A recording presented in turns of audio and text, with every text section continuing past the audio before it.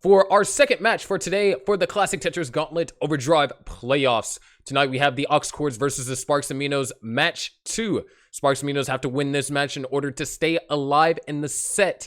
If the Aux Cords win this, then they go and advance to play the Millionaires, which, if that one happens, that's going to be quite the exciting match to watch, especially considering the players that we have on both of those teams. But of course, nothing is decided, and we have to find out what the result of this matchup is. We have already from our first two players, so without further ado, let's count DMJ and DanV to their first match here between the Aux Cords and the Sparks and Minos match number 2. Here we go in 3, 2, 1, Tetris.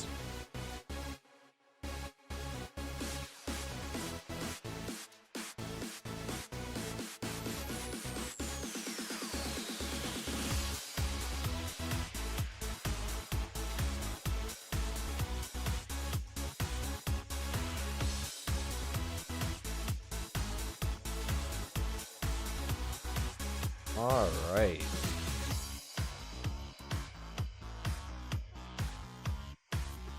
So we've already just come fresh off of the match between Top Down and the Wavy Ones, and Top Down was able to take it in a convincing 3-0 Mercy Rule. TT Play was able to get at least one win, so then ended up in the last match result was 3-1. However, Top Down is no longer in the tournament, and right now, the Sparks and Minos kind of face that same threat. The Aux Cords are able to win this match here today. Sparks and Minos are done for the season, which a brand new season will come in like 2 or so months anyways. But to start things off, DMJ with a efficient start here. Dan actually going to go for this setup. Nice little column to Tetris right there, avoiding taking too many burns. And DMJ currently with around a 12,000 point lead. So knock down the Tetris right there. There it is. Tetris for Dan, keeping DMJ as close as possible.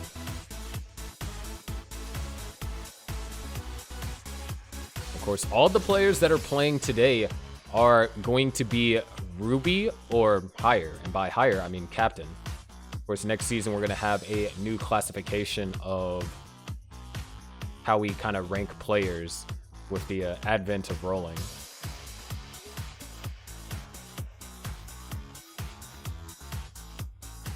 See what happens going forward.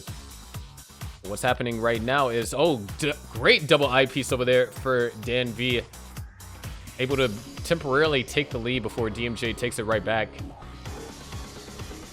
Both players off to a pretty good start here in the first game of level 18. And perfect L piece.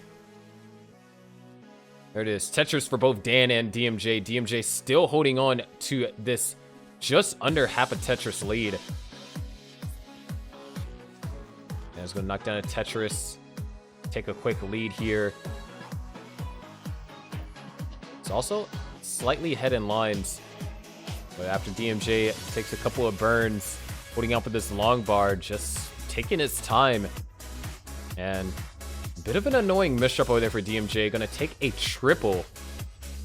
Still maintain Tetris readiness, and a 28-piece drought and counting. Had to use that long bar for a flat burn. Just like that, DanV has built up a 60,000 point lead.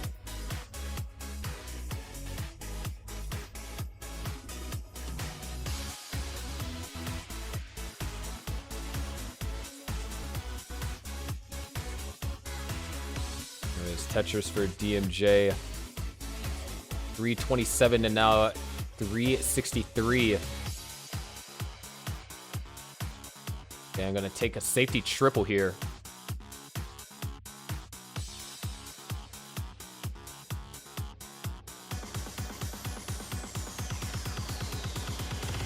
We're nearing towards the end. 414 for Dan, 373 for DMJ. DMJ currently trailing by 64,000 points following that Tetris from Dan. However, we're still looking at some very powerful transitions. Dan is on track for 600k, DMJ on track for a high 500k.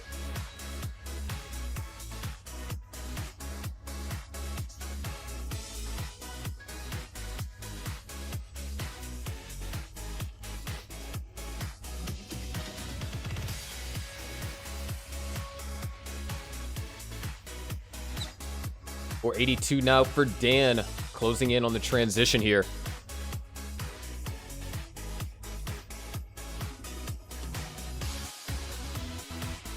Tetris for Dan, 506. DMJ now at 466.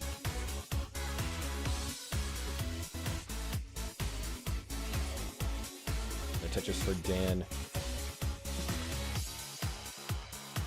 We're nearing the transition here.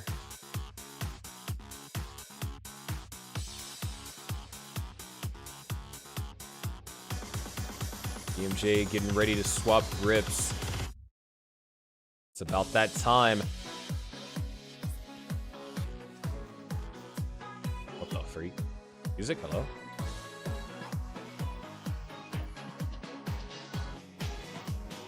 One more Tetris, or now one more Tetris left for DanV. 622, very strong transition here. And, ooh. Double flip, so Dan's not going to be able to get that last Tetris. DMJ knocks down a Tetris, goes up to 522. Dan's going to transition at 623. Well, players are off to the races. There it is, Tetris for Dan, Tetris for DMJ. Dan with a 100,000 point lead, going strong here. Tetris for Dan. DMJ's going to knock one down as well. 574 to now 674. Almost a 100,000 point lead exactly in Dan's favor. So far, both of these players are just exchanging Tetrises here on post-transition. A little bit of kind of delayed placements over here for DMJ. Forced to take a couple of burns. Dan knocks down a Tetris back into the lead by 100,000, but then DMJ cuts it right down. 4 pieces, so DMJ gonna have to burn at least 3 lines here before able to score again, but Dan's running into a drought. So Dan's gonna be burning a little bit more. There it is, Tetris for Dan. Back up to 130,000 point lead, but DMJ knocks it back down to 104,000. Another Tetris for Dan, 790 here on level 22. DMJ at 659 on 22.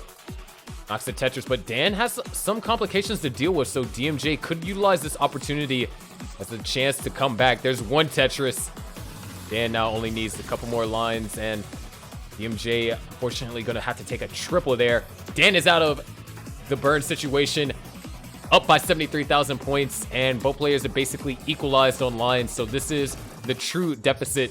Another Tetris for Dan, goes to level 24. DMJ is Tetris ready, holding out for the long bar, waiting on the long bar here.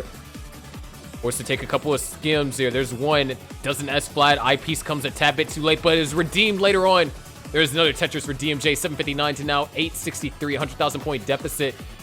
DMJ gonna go ahead and take the 3-line burn there. Very smart, very disciplined. Still waiting on the long bar here, and there it is, Tetris for DMJ. 797 to now 929. Another Tetris for DMJ goes up to 828. Still down by 100,000 points, and Dan's actually set up for a dirty center wall Tetris here, and there it is, dirty center wall Tetris for Dan. 964 to now 861. DMJ having to do a couple of burns, knocks down Tetris, goes up to 894. But Dan has been holding on to this 100,000 point lead the entirety of post-transition. This is ridiculous. DMJ forced to go for a couple of placements here. Knocks down a Tetris, would love to get an eyepiece. There it is. Not gonna go for the spin, just holding out for the piece to tuck, avoid burning as many lines as possible. Dan is already maxed out at 1,036,000. Tetris ready, but having a couple of complications developing, so this is DMJ's opportunity. There's one Tetris, and unfortunately covers up the well, so gonna have to hold for another J piece here. Gets an eyepiece instead. Dan knocks down another Tetris, and DMJ just forced to take a couple of burns here. Goes for a tug, still down by 100,000 points, needs to get a clean board state going into 29. Set up for a Tetris, needs the eyepiece now. And there it is, DMJ goes to 29. Can't get the O quite over, but if an eyepiece comes, all right, there it is, another Tetris for DMJ. 1,054,000 and 1,013,000, or 1,134,000, pardon me. But oh, that left side is looking dangerous, and DMJ is not going to be able to do it. Double max out, 1.1 for Dan going into 29. Very strong game, but Dan is going to take game number 1. All right, both players are ready. Good to go. Let's go ahead and count them down. Game number 2. Here we go in 3, 2, 1. Tetris.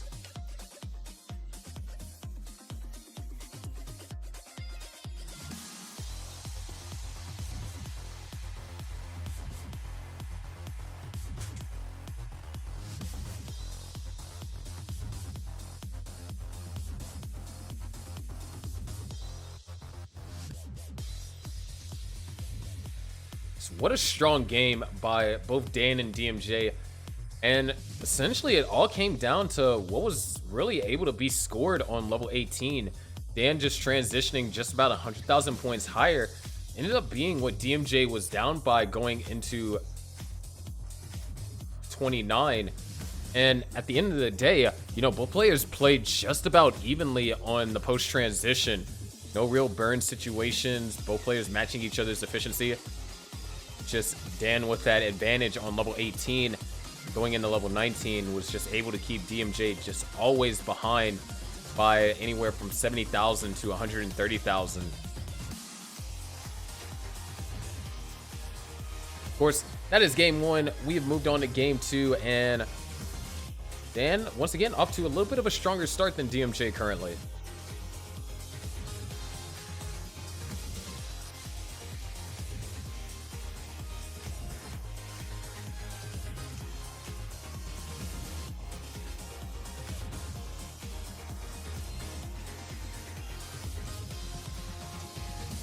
Of course, you know, if you look at both of these players, Dan is, over the season, has been very pivotal for the Aux Cords, being able to place up against the Sparks and Minos here.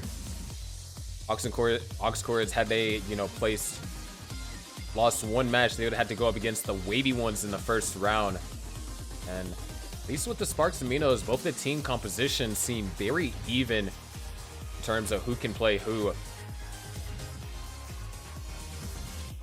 course, going up against, you know, the Sparks and Minos is definitely more ideal than going up against, you know, the wavy ones, or even worse, having to go up against the dry wellers in round 1, which, you know, whichever team walks out of this series, this team series, is gonna have to play the Millionaires, the #1 seed.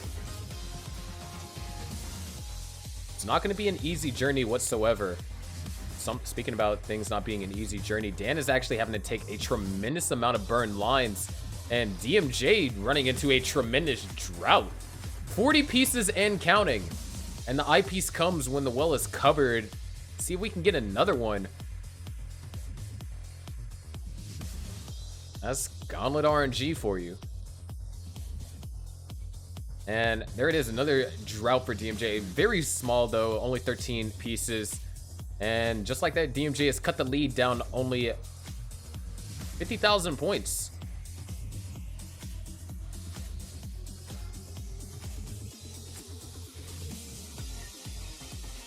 Just talk about the overall consistency of both of these players. You know, Dan reaches transition around 70% of the time, around 71% of the time. Meanwhile, DMJ reaches transition around 79% of the time. There's only, out of all the losses that DMJ has taken, only 16% of them account from early top outs. So he's definitely a consistent player, and there's a reason why he is, you know, he is #1 draft pick, actually. Of all the players that have played in the Ruby division, DMJ was drafted as the #1 pick. And you can definitely see it in a lot of clutch plays that DMJ has done for the past couple of matches over here for the Sparks and Minos, being very pivotal to giving his team a chance at, you know, taking a match. And in the case of this, you know, Dan having to do quite a bit of burning, DMJ able to convert onto the lead. Dan having to do survival right now. And although Dan has the ability to roll, this survival is not easy, and it's going to come at a cost. A cost at which DMJ currently is utilizing is built up a 2 Tetris lead and is looking for more. Dan survives, knocks down a Tetris, cutting the lead down by only 1 Tetris.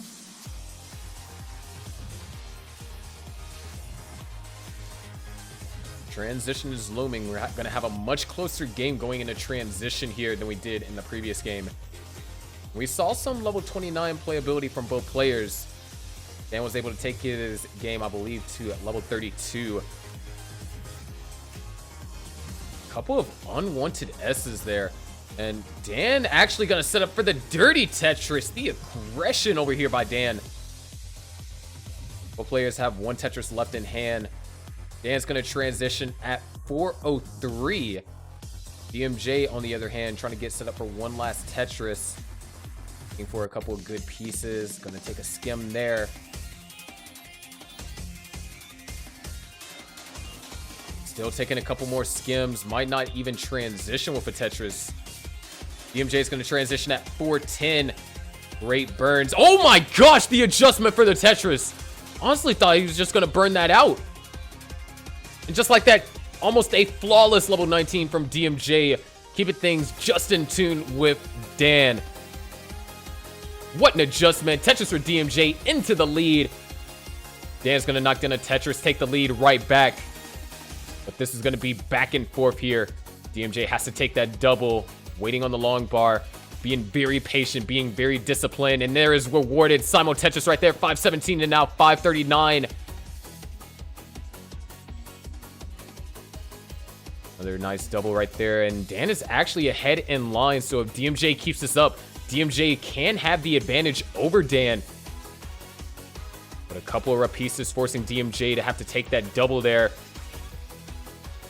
Waiting on the right pieces. 1 Minos shy of a Tetris. Creates the long bar dependency. Gets it filled. But now has more complications arising. Dan is Tetris ready. Pristine stack. Just running into a drought. Good drought management. There it is. Tetris for Dan. Now up to 50,000 point lead. DMJ opens up the world. Knocks down the Tetris. 587 and now 608. Both players clean boards. Dan knocks down another Tetris. Goes up to 639. Going into level 24. Almost a full level ahead of DMJ. DMJ now Tetris ready, and there it is. Tetris for DMJ, but a counter Tetris for Dan, not allowing DMJ to really close the gap. Another Tetris for DMJ, down by less than a Tetris in terms of pace. As a matter of fact, could potentially get caught up, but double long bar over there for Dan, allowing Dan to get Tetris ready without any burns, but having to maintain it, so having to take a couple of burns there. DMJ, nice T-tuck, waiting on the long bar, holding for the long bar. Drought counter starts ticking. There it is. Tetris for both Dan and DMJ. DMJ still down by only 57,000. But like I said, is a full level behind. So has the pace advantage. There's another Tetris for DMJ. 747 now 775. And Dan actually running into a lot of complications. So DMJ has the opportunity here. One Tetris will take the lead. And oh my gosh, Dan is going aggressive. Dan is going aggressive, going for this Tetris. Not getting good pieces. Gets the long bar. All right, that's going to burn down a triple. And the misdrop from Dan. This looks like it's going to be it. And DMJ takes game number 2. Able to tie things up 1-1. All right, we got it ready from both players. Let's go and count them down. Game number 3 here. Here we go in 3, 2, 1. Tetris.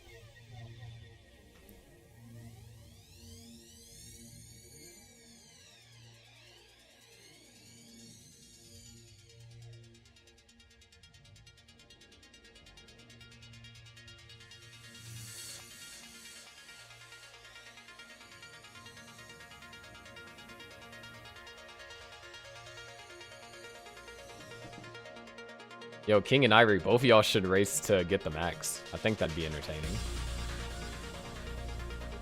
Anyways, the set is tied 1-1.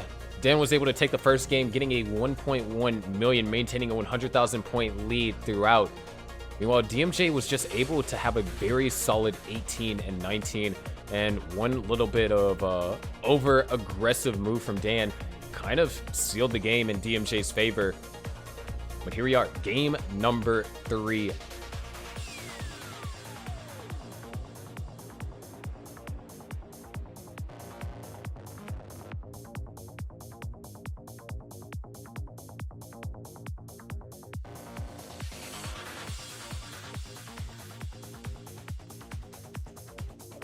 And off to a pretty good start here.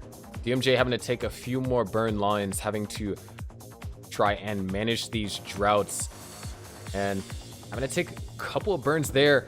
Was able to knock down the Tetris, and great board here.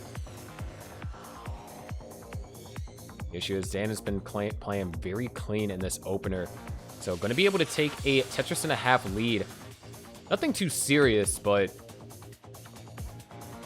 this is something to keep in mind. Both players, you know, here in this opener here, Dan actually was so far, I believe, 2 burn lines.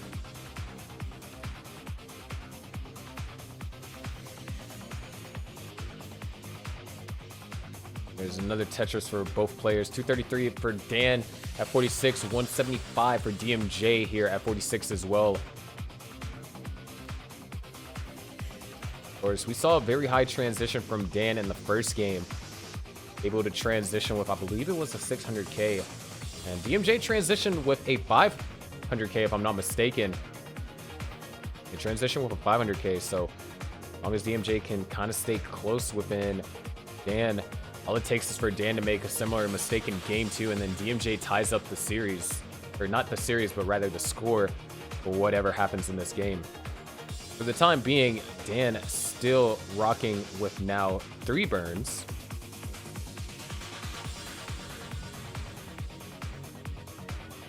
Really trying to avoid taking any burns here, but is finally going to be forced to do a bit more. Goes for the spin. There it is, Tetris for DMJ and Dan. 270 to 327.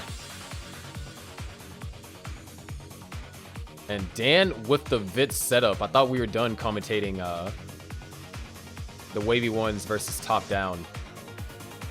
That match alone probably had the most Vits in a team match that I've ever seen in Gauntlet history.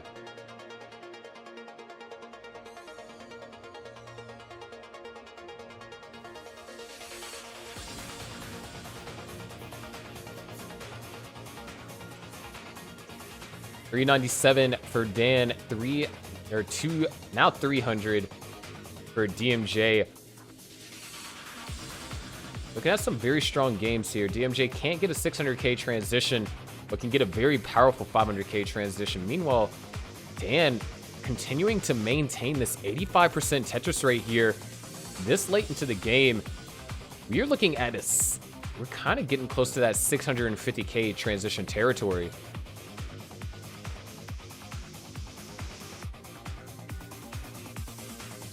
And having to take a couple of skims there. And by Dan, I'm in DMJ. All these players with their names starting with the same letter. 512 for Dan here at 101 lines. DMJ at 402. So down by 100,000 points, and starting to grow a little bit as Dan was also slightly behind in lines. It's another Tetris for Dan. This is kind of scary. Dan does create a long bar dependency. So let's see how long he's... Oh, is he actually going to set up? He set up for a slightly dirty column 3 Tetris and gets the well transfer as well. Very impressive. And there it is, a bits from DMJ. You'd love to see that exclamation.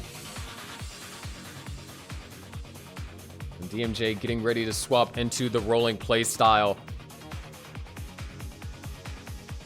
605 right now from Dan. And try and grab 3 more. Has 1 burn to give if he wants all 3 Tetrises here. There's a Tetris and there's the 1 burn.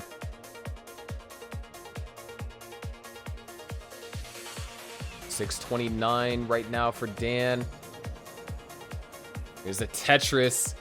We're looking at a 670 if the long bar comes. And there it is, a 676 transition from Dan and a 480 transition from DMJ. Almost a 200,000 point lead at transition, and DMJ kind of having some complications develop early on. DMJ now having to do some insane survival. Needs all the right pieces. And the O piece hangs, and unfortunately, DMJ is going to top it at 494. So Dan is good for game number 3. Got it ready from both players to go and count them down. Here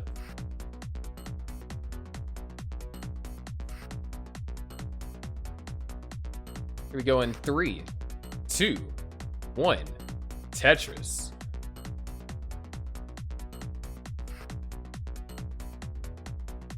Haven't you watched CTWC? High Tetris rate doesn't matter. You just gotta survive.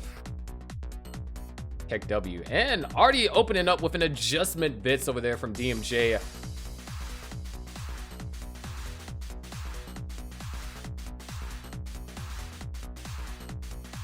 Ooh, nice adjustment to intentionally create that long bar dependency there. Trying, oh, another Vitz. Wait, what the heck? Waiting on the long bar though.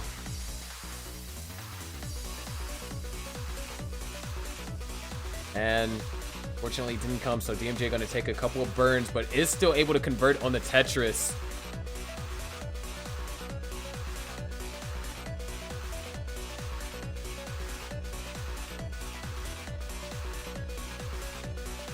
And Dan now up a little bit high. And needs a J or an I piece able to get it over. Which, okay, just narrowly surviving. Not quite the highest, piece getting over to the right that we've seen. Nah, TT Playa has that record. I mean, TT Playa somehow managed to get a eyepiece over 16 high right. As a matter of fact, there's a clip. Pure insanity.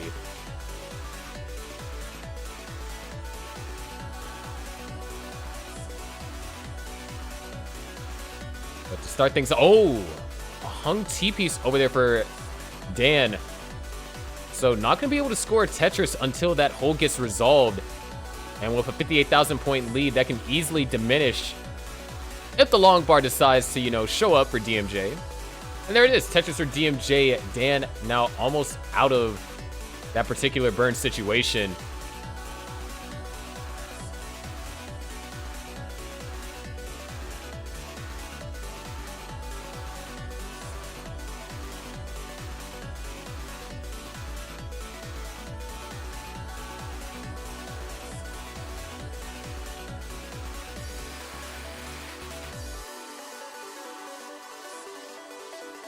Dan still not quite in a scoring position. Is set up for this Tetris, though. It's going to knock down this dirty Tetris. Going to keep DMJ at around this 35,000 point lead. And looks like it's going to commit for another dirty column 8. Knocks that down as well. And it's successfully burned all the way down to the bottom. In the lead by 60,000 points.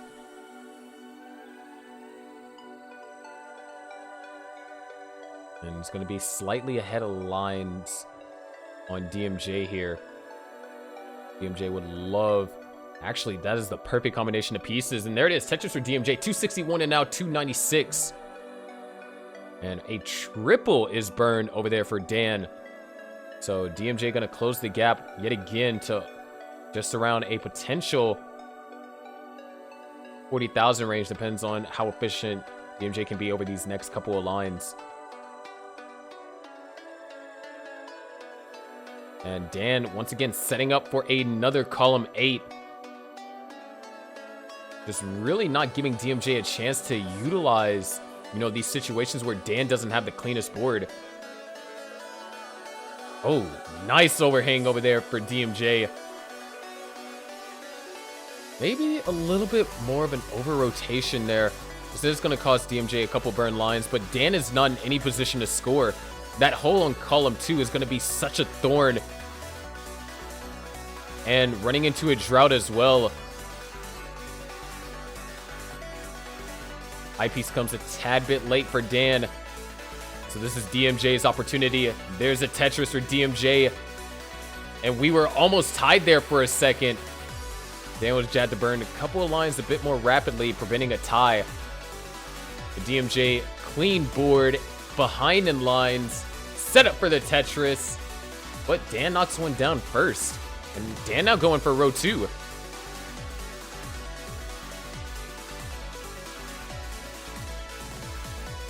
We are nearing the transition here. Dan might go for... Dan's going for the column 2 now. We'll go for a couple of tucks here. Avoid creating too many dangerous dependencies. Oh! Nice J-spin over there for Dan. Very creative. Unfortunately, Dan's getting punished. Gets the eyepiece. All right, there's the Tetris. 485. Now Dan has to survive this entry into the post transition. DMJ transitions at 521. Once again in the lead here at transition. But Dan with a dirty Tetris cutting the lead down to only 3,000, but it's also a level ahead. Another Tetris for DMJ, 548. Dan burned all the way down to the bottom. Game separated by 1 Tetris. DMJ has Tetris ready. Not going to take the skim, just going to hold out for the long bar. There it is, Tetris for DMJ, counter Tetris for Dan. But DMJ answers right back. But Dan continues to match DMJ's efficiency here. Is a little bit ahead in line, so DMJ does have more paced runway. With that Tetris, Dan takes the lead temporarily before DMJ takes it right back. 632 to now 607. Dan at level 22, DMJ at level 21. Still waiting on the right pieces, and fortunately, they're not quite coming for DMJ. So DMJ gonna have to take a couple of burns, and this might be some good time for Dan to utilize that as a chance to increase the lead. Not quite able to utilize that long bar for a Tetris, though. Dan waiting on the long bar, and there it is. Tetris for Dan, up to a 60,000 point lead. Or that just puts them at around a tie position, considering DMJ is a full level behind. But DMJ needs to get in a scoring position. Long bar to pin it down the center, and long bar comes a tad bit too early. DMJ set up for the Tetris. Going aggressive. Is this worth it? Yes, it is. Tetris for DMJ. Brings the lead back down to now only a 1 Tetris differential. Dan's still trying to get clean. DMJ looking for an L or a J. Gets an eyepiece instead and forced to have to make do. Waiting on the right pieces. This is not a Tetris. That is, in fact, a double. Nice. Able to throw that piece all the way over to the left. Both players have the well open. Separated by 1 Tetris here. There it is. Tetris for Dan. DMJ holding out for the long bar. Another quick Tetris for Dan. Up to now a 90,000 point lead. Tetris for DMJ. And DMJ is actually... Oh my gosh, going for the bits? DMJ's going for the bits at this late in the game. Very dangerous. Had a long bar dependency, so had to fill that in first. Able to get the eyepiece. Does another one fall? That might have been too aggressive, as Dan is now up to 100,000 point lead. Make that 147,000 point lead. DMJ Tetris ready, a full level behind. There's 1 Tetris, set up for another. There's another Tetris for DMJ, 815 and now 896. But Dan running into some complications here on level 28. Has to go for row 2. Another Tetris for DMJ, down by only 55,000 points. And there it is, Dan. Oh, with the dirty level 29 Tetris. DMJ is set up for 2 here on level 28. Dan's trying to get set up for another Tetris. All right, there's 1 Tetris for DMJ. Set up for another. Can he get it before transition, though? Needs to hit that T-spin. T-spin hit. Not going to go for the triple. Knocks out a Tetris and knocks out another one to take the lead. And that was just enough. DMJ is bringing us to a decider. What phenomenal play in those last 3 levels over there for DMJ. Or rather, those last 2 levels. Playing absolutely perfect, just well enough to outscore Dan in the end. Ladies and gentlemen, we are headed to a decider. Yeah, if you would have missed that T-spin, it would have been over. But we're no longer talking about game 4. We got a decider to get to. Let's go ahead and count them down. Here we go in 3, 2, 1. Tetris.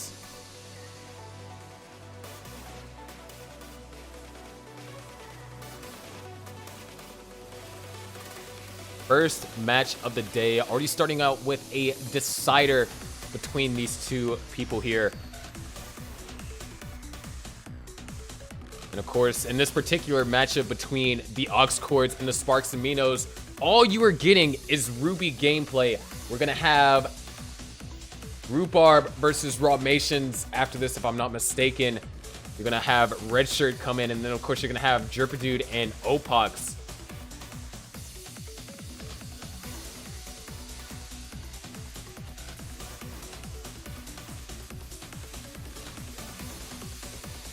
But looks like we got a little bit of an unorthodox start here for both players, actually. 338,000, or not 300, what? 38,000 for Dan, who, you know, normally Dan has been the one that has been having these more efficient starts. And wow, the bits just holding out for this S or T piece. And RNG definitely taking its time.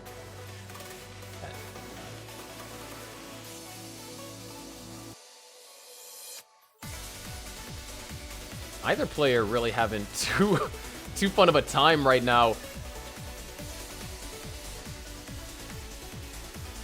DMJ, a little bit of uncomfortable center well here, and it's already swapped to rolling to mitigate really any danger, and then swaps back to Das. Meanwhile, Dan's still kind of struggling to get a couple of Tetrises on the board. And another misdrop over here for Dan.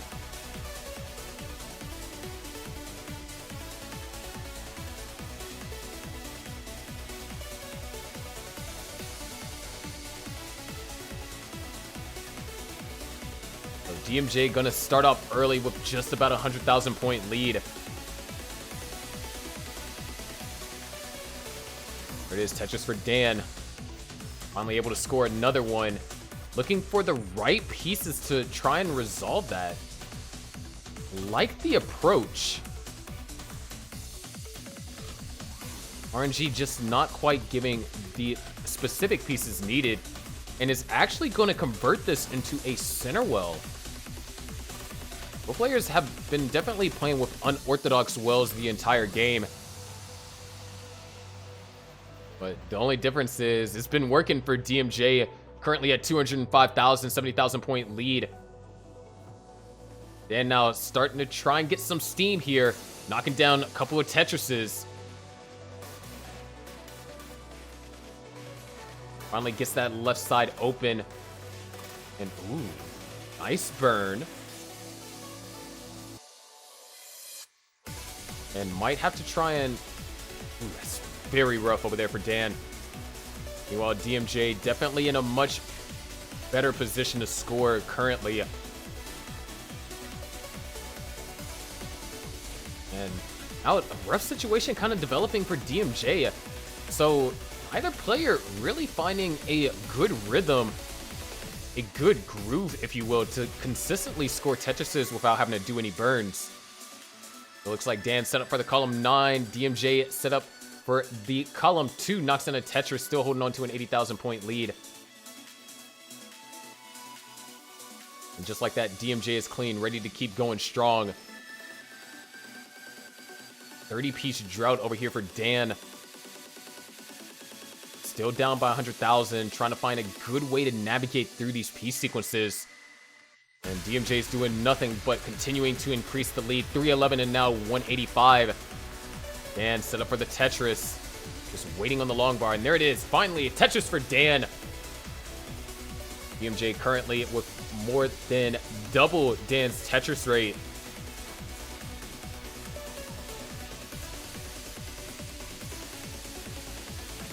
And Dan might go for the column 8 yet again.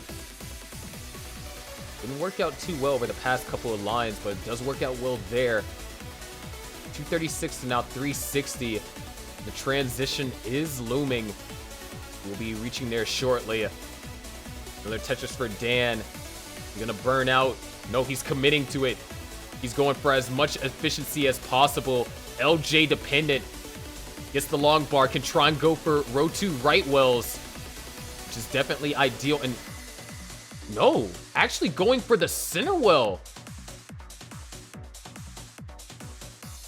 It's gonna knock that down, but what is Dan's approach here? DMJ actually not able to score Tetris there, so DMJ gonna be forced to go for row 2 action. Or no, DMJ is actually gonna reset, get all the way down to the bottom. Good adjustment over there for Dan. Transition will happen in 6 lines.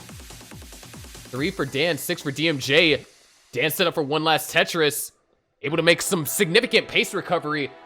A 353 transition for Dan. DMJ holding out for this last long bar. Score Tetris and only a 60,000 point lead at transition. DMJ transitions at 424. So Dan was able to cut a sizable chunk out of that lead. However, it's post-transition. It's a different beast. Both of these players have to mind their limitations, even though it seems almost limitless with the rolling in hand. 407 and now 454. DMJ having to take a couple of burns. Dan is Tetris ready. DMJ is Tetris ready. This is the decider. Here we go. Another Tetris for Dan, but a counter Tetris for DMJ. Dan is Tetris ready. DMJ is getting built up. Another Tetris for Dan. Goes up to 459. DMJ, however, is also set up. Both players really clean stacks. DMJ running into a draw. Another Tetris for Dan. Briefly taking the lead there. Is ahead slightly in lines, but DMJ is forced to do a lot of burning here. Forced to take that double into a Tetris. Now only up to a 27,000 point lead, so the gap has been closed. 488 to now 516. DMJ knocks down Tetris to try and generate some separation, but Dan brings it right back to only a 1 Tetris differential. Fortunately, these pieces are not ideal for Dan, but Dan doesn't care. Dan's gonna set up for this Tetris here. Setting up for a column 8, yet again, his favorite Tetris well of this entire game. But the drought, oh no, the drought. All right, there's the long bar, knocks down a Tetris, now needs a J piece. Set up for the column 8 again, takes the lead with that Tetris. And oh, the misdrop for Dan, but he's able to knock down a Tetris. What does he do here? Another misdrop for Dan.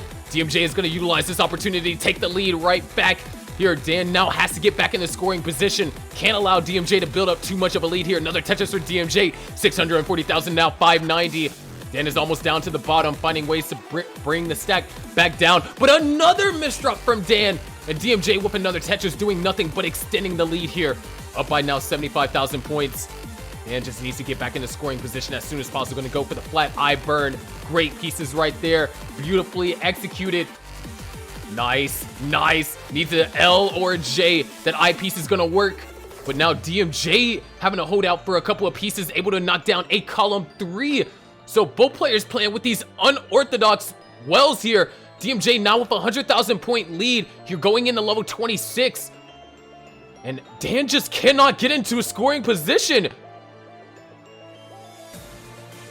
DMJ, Tetris ready, knocks down another Tetris, 131,000 point lead.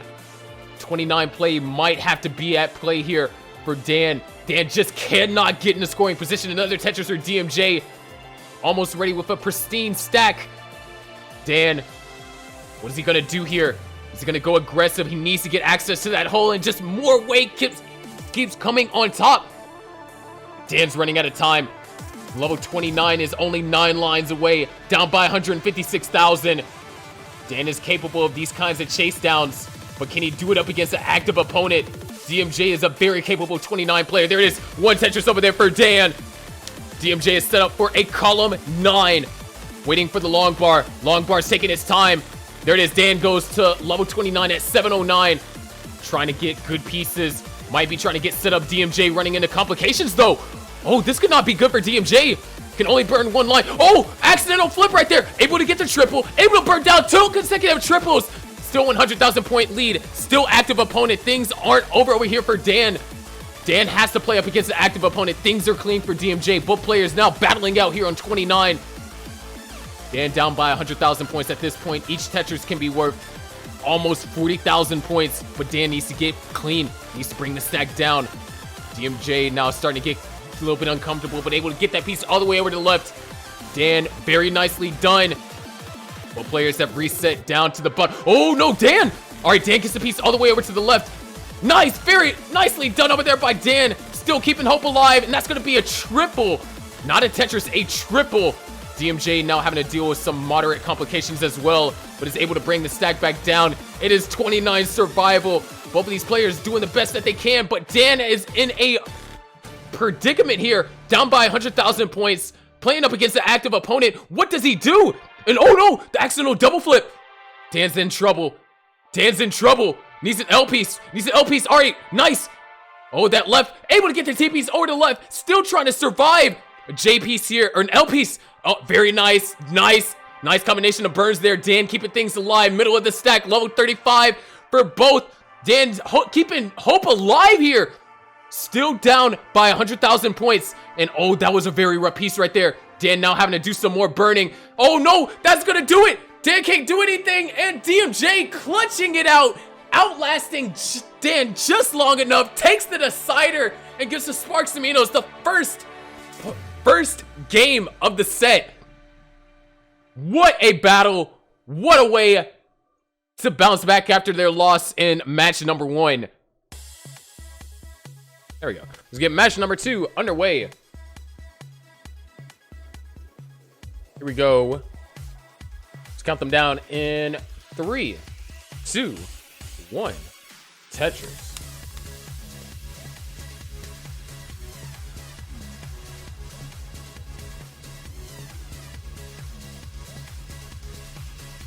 So the Sparks and Minos are up 1 heart to none. Very important first victory right there up against Dan.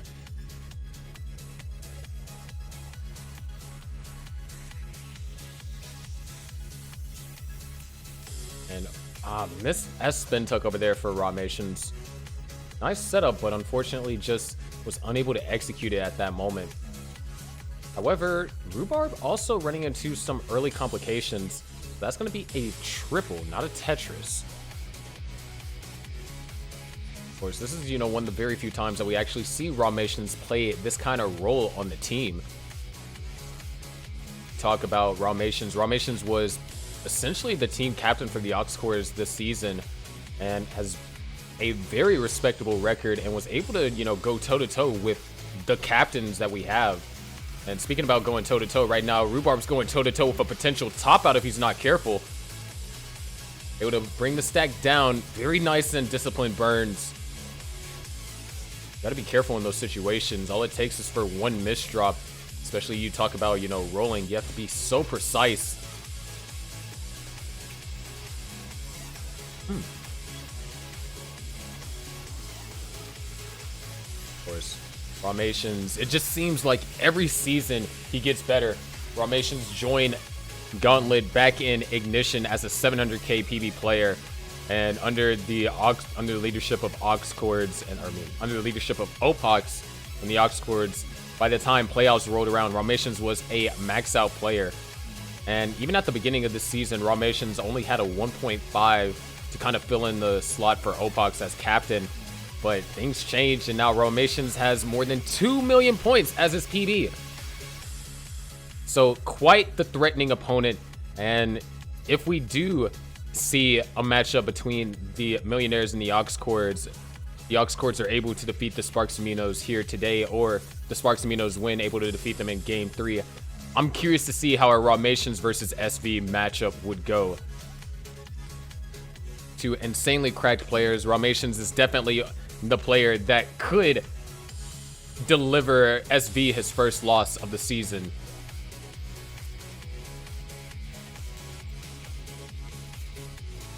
As of right now, 252,000 for Rahmations, 196 for Rhubarb.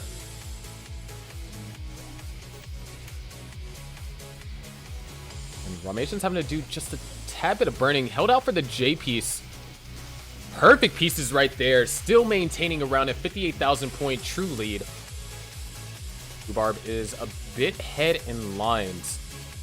So as long as Rahmations is able to match Rhubarb's efficiency, the true lead shouldn't change. And right now, Rhubarb running into a drought here. Starting to dawn upon 20 pieces, but able to get the long bar. 325 to now 267. Long bar dependency finally gets filled over there for Rahmations and knocks down a Tetris. And we kind of saw something similar like this in the first game between DMJ and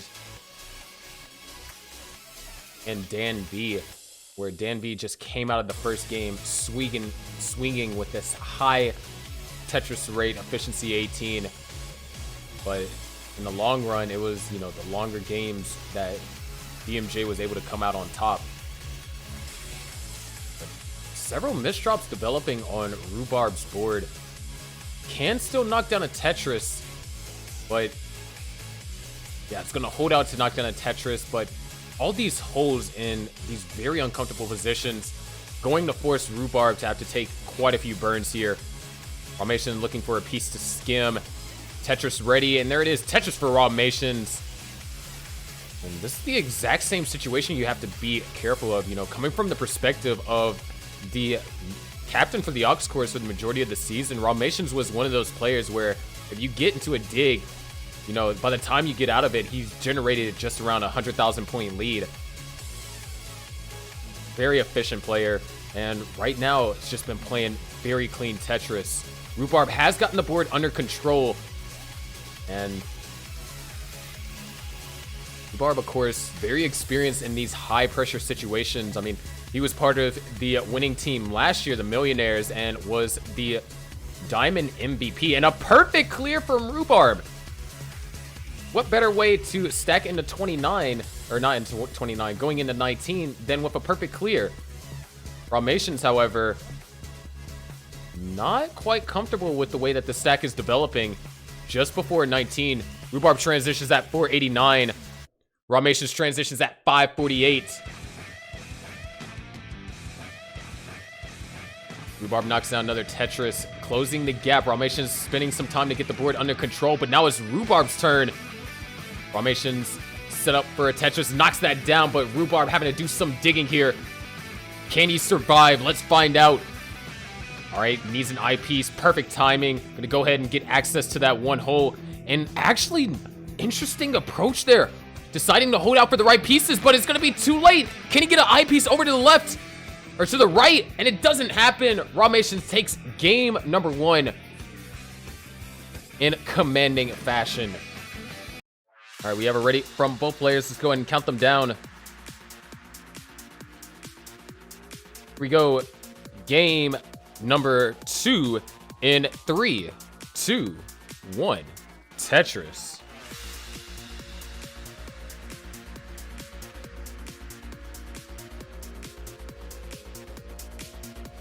Rahmations was able to take that game, had a very convincing lead throughout majority of 18. Rhubarb started to close it going into 19, but was just unable to kind of survive the board state that he was given.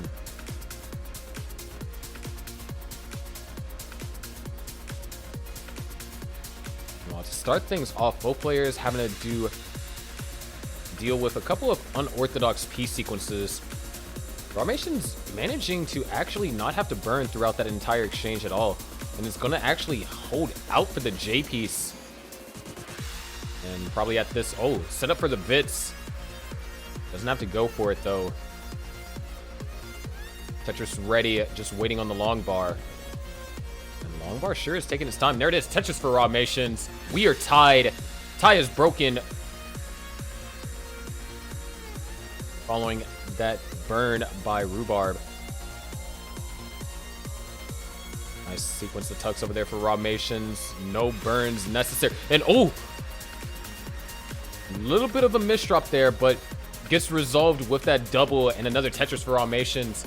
Rhubarb finally able to knock down a Tetris, but is going to be trailing by 40,000 points here in the beginning.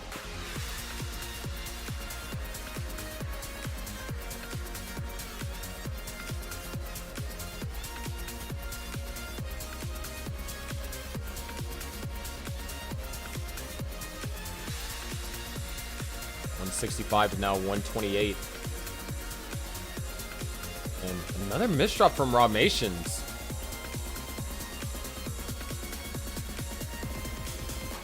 Rhubarb has an opportunity to close the gap at least by a Tetris. is able to do so. So that 42,000 point lead might as well be a 20,000 point lead. Rhubarb is able to continue being consistent. There's another Tetris for Rahmations.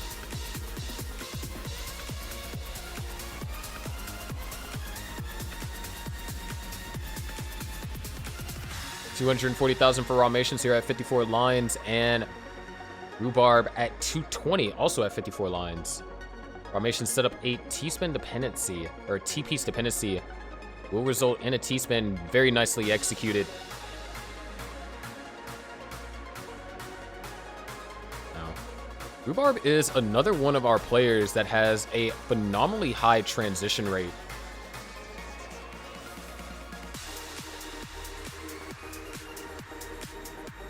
Talk about Rhubarb's transition rates, almost at 80%. So very low chance. Well, actually, majority of Rhubarb's losses in terms of overall games have come from early top outs. So in those very few games that he hasn't transitioned, generally it resulted in losses. So very consistent player here on 18, but also at the same time, Rahmations with a little bit less of a transition rate.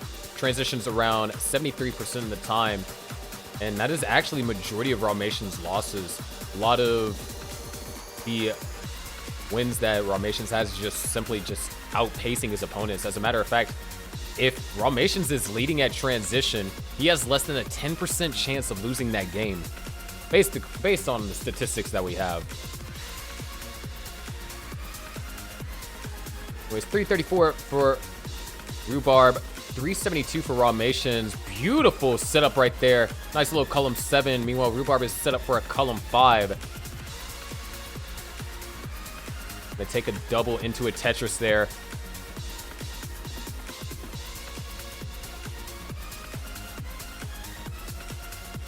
And okay, nice burns over here from Rhubarb. Column 7 is still open.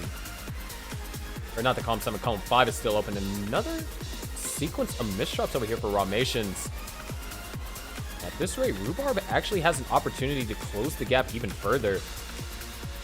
There's another Tetris. We are now only separated by less than a Tetris here. Rahmations is going to commit to this.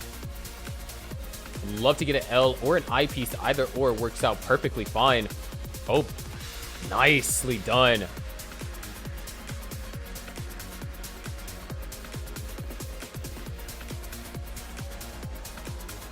There's Tetris for Rhubarb.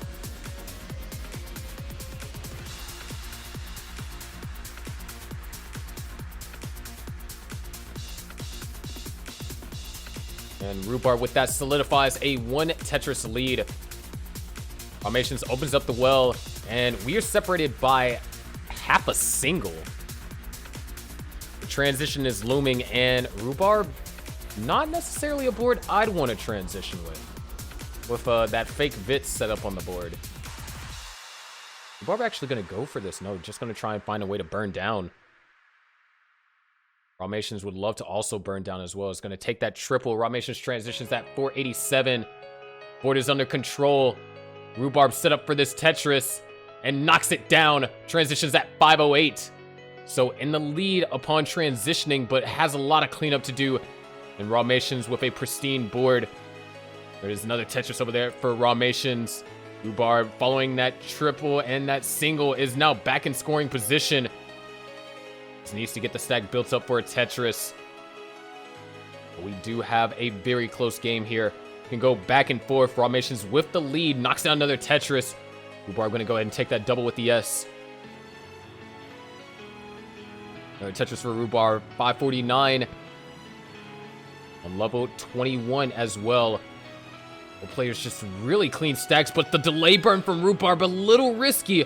Able to get the long bar, knock down a Tetris, and now he's going to want another L piece. Of course, have to use that long bar instead. But also, Rahmations not necessarily in the most comfortable of spots either. Is double J dependent. Decides to cover up 1 J dependency with the O piece. Love an I piece here in the middle of a drought. All right, that's a triple. And Rahmations is going to be able to bring the stack down. Is alive, but now trails. Makes a small misdrop. Not going to be Tetris ready until an eyepiece gets over there on that left-hand side. Is holding out for the eyepiece, but another drought hits Rahmations kind of hard. So Rahmations still not able to score. Meanwhile, Rhubarb opens up the well. Tetris ready, just waiting on the long bar now. There it is, Tetris for Rhubarb, but also Tetris for Rahmations. 662,000 to 704,000. Rhubarb, oh, very tough situation here. Gets great pieces though.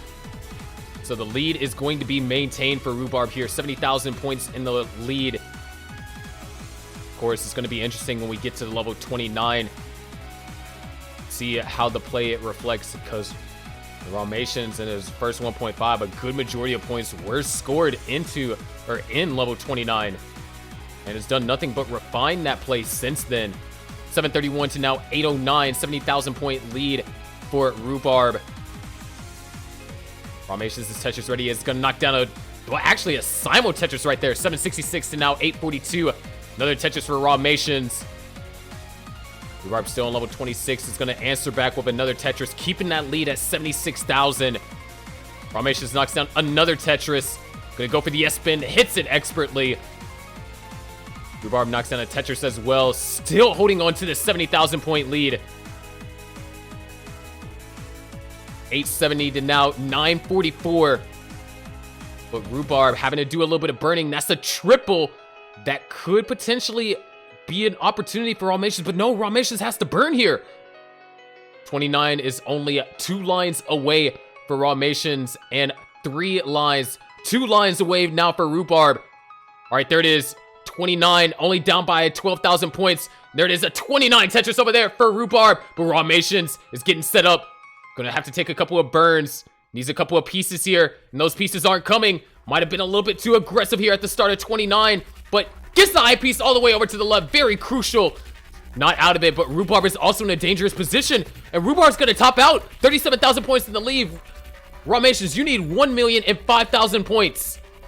Can do it with lining out, or even a Tetris is good enough to do it. Oh, it's gonna go for the Tetris.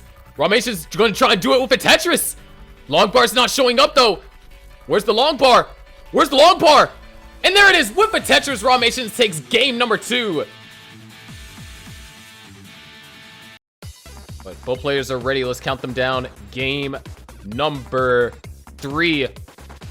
Rahmations on path to equalize the match 1-1. We go in 3, 2, 1. Tetris.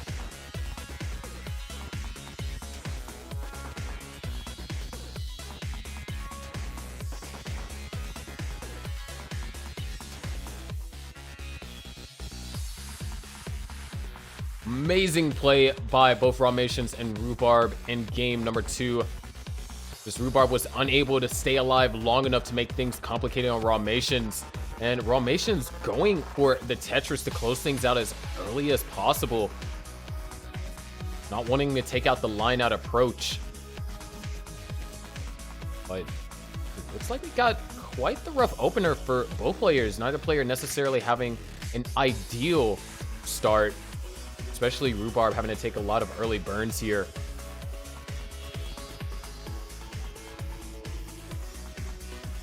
And all right, Rahmations opens up the well, knocks down a Tetris, and Rhubarb. This is very unwanted here. This could get dangerous so fast.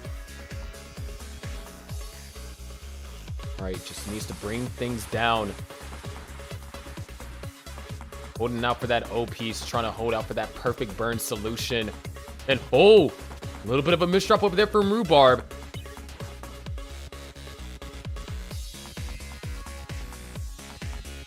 Very tough situation here, and not going to try and go for any crazy setup like DanV in the previous game. But this is still all the same dangerous, and oh, needs to get pieces over to that right. All right, still alive. Just barely. Look at this survival. And you could just see Rahmations like reacting in disbelief. Like, Rahmations isn't even playing the game anymore. He's just watching his opponent dig out. What a down stack over there from Rhubarb. And just like that, Rhubarb is alive. Absolutely phenomenal. However, it does come with quite the hefty cost here. Rhubarb is now going to be down by over 120,000 points. And also, you got to count for pace too. So Rhubarb has a huge path to go, but it's up to Rahmations to continue to maintain this advantage. There's another Tetris for Rahmations. A little bit of a small misdrop. Probably going to go for the L-spin here. Yes, hits it.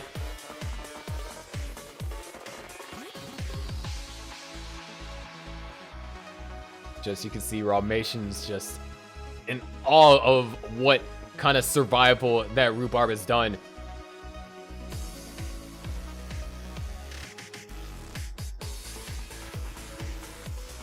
And, you know, Rhubarb really essentially embodying the essence of Eric's strategy. Just don't top out.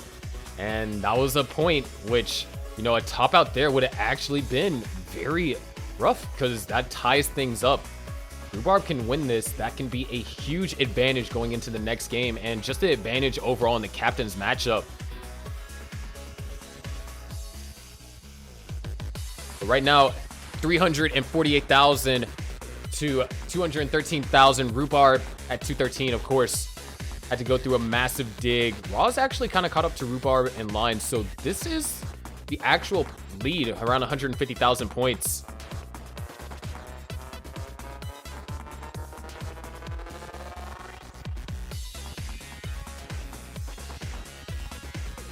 And Raw having to go for a couple of tucks there. Gets the perfect J piece for the burn. And both players knock down a Tetris slightly off sync. And Raw's actually going to go for this column 4. And not going to utilize the J piece either. 328. Transition is looming.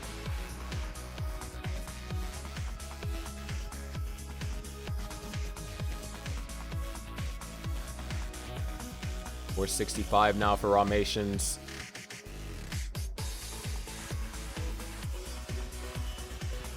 Of course, level 19 play is at hand. And it's exactly what's needed. Raw running into some complications, so this might be a small window of opportunity for Rhubarb. Rhubarb is set up for a Tetris.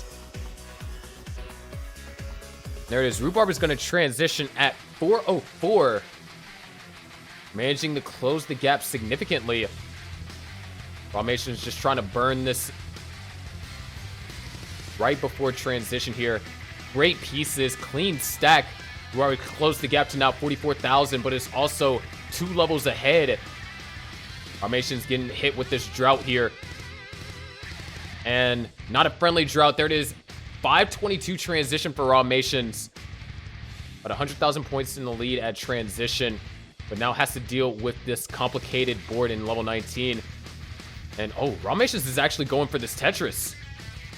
Nice burn. Tetris for Rahmations. Going to continue to put the pressure on Rhubarb here. And now Rahmations, going for a lot of very ambitious overhangs. And it looks like all of them resolve out flawlessly with that long bar dependency. All right, gets filled. Rhubarb, but with that Tetris, takes the lead. Rahmations takes it right back. Still only a level behind, or rather 2 levels behind Rhubarb. So Rahmations does still need to play, but speaking about someone needing to play, Rhubarb needs to play his way out of this one. Now has to do this burning, and Rahmations with a clean board is going to be able to regain that lead.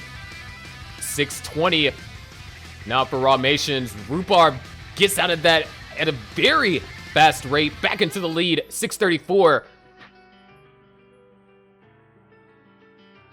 Rahmations now having to take some burns here, running head first into a drought here. 20 pieces. And, oh, this is getting a little bit tough for Rahmations. Gonna be forced to do a little bit of compromising. Opens up the well. Rhubarb now up to a 60,000 point lead. The stack is high for Rahmations. Well, where is the long bar? Long bar is nowhere to be found. And oh my gosh, just barely gets it over. What? Somehow surviving that. That should have been it. Absolutely insane survival, but now Rhubarb has built up a 100,000 point lead. And Rahmations is still not out of this dig. And oh, the hang right there for Rahmations. Rhubarb coming back, preventing the sweep, has taken game number 3.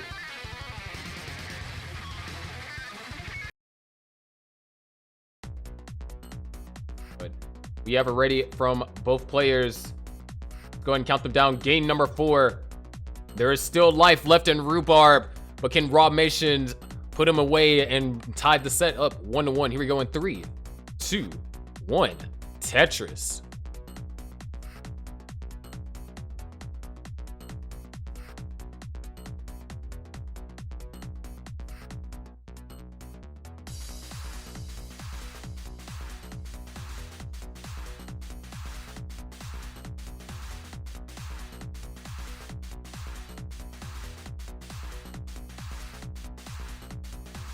So here we go. Game number 4. Rahmations took the first 2 games pretty convincingly with a rather closer one on game 2. Having to chase that one down on post 29. And just Rhubarb able to survive what seemed like a guaranteed death situation. Rahmations had a couple of moments too, but Rhubarb's survival was the key of extending this match. Had he topped out in level 18, we'd be playing the match between, well, Rhubarb and Redshurt.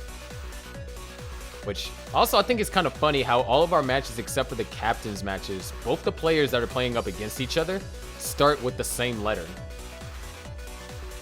DanV, DMJ, Rahmations, Rhubarb, Redshurt, Rhubarb. Kind of funny if you ask me. But something that's not funny is Rhubarb right now finally back in a position. He's down by a 90,000, almost 100,000, and we are just starting the opener. Of course, that opener is going to... Rahmations is no longer going to be playing perfect here. I'm going to take a couple of burns and going to allow Rhubarb an opportunity to close the gap to at least only a 2 Tetris deficit as opposed to a 4. Rahmations running into yet again another drought. There's Tetris for Rahmations, 211 to now 156.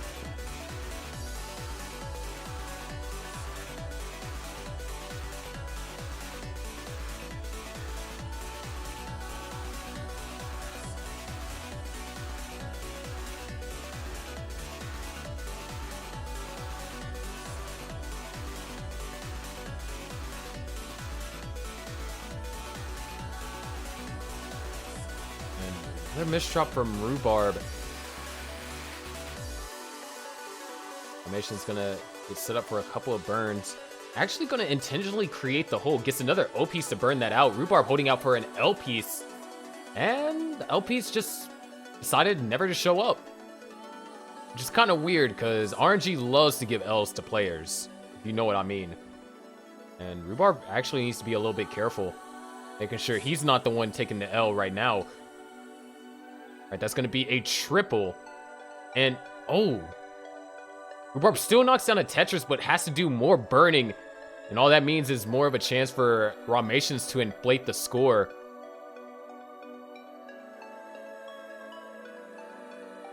Rahmations has to deal with a tricky situation himself.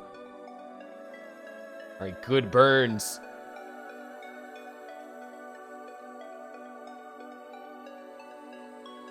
Another Tetris for Rhubarb, trying to keep things close.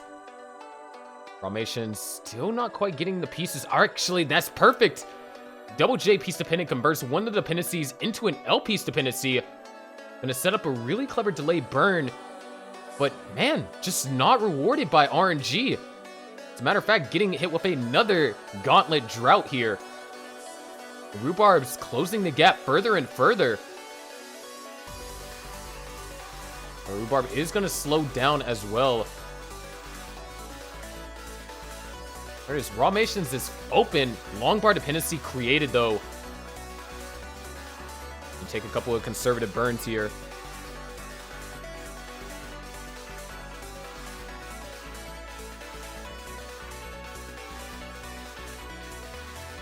All right, 381 for Rahmations. Make that 404 to now 315. Beautiful line spin right there.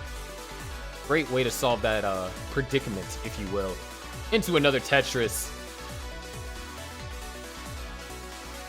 But we've seen enough of this today, Ivory. I've counted more than 20 bits today. That's too much.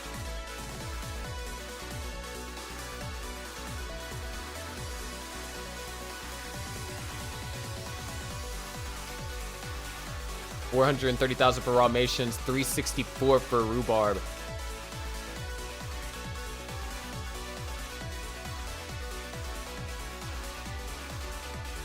Three Tetrises, make that 2 left for both players. And, oh, Rahmations playing a little bit with fire there. Was able not to get burned. And Rahmations is going to transition at 483. Rhubarb, on the other hand,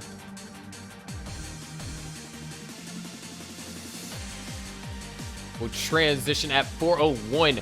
So an 80,000 point separation at transition. Rhubarb gets a couple of good pieces to fill in that double J dependency, if I'm not mistaken.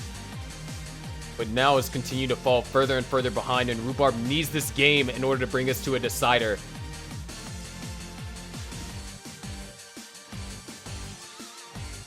There it is, 564 to now 435. Rhubarb is clean, but same can be said for Rahmations. Beautiful delay burn on that T-piece. Both players knocked down a Tetris. Rahmations holding on to this 129,000 point lead, and even though it's slightly ahead in lines, this is a true lead. Rhubarb is going to have to fight, and going to have to fight hard. Rahmations just needs to play a stable game, but long bar dependency on left-hand side gets filled.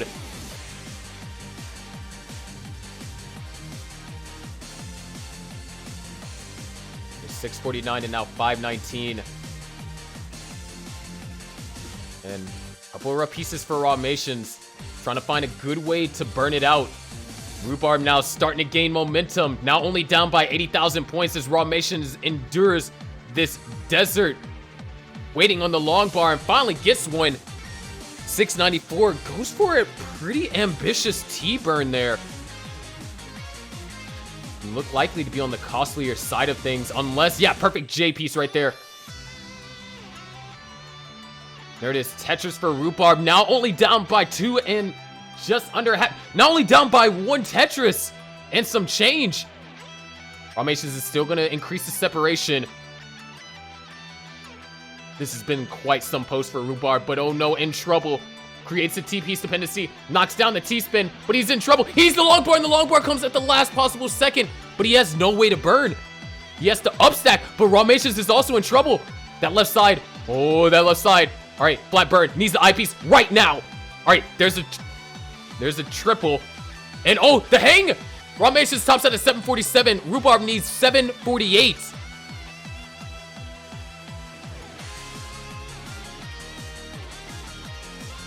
And everything is very clean and calm over here for Rhubarb. 1 Tetris will do it.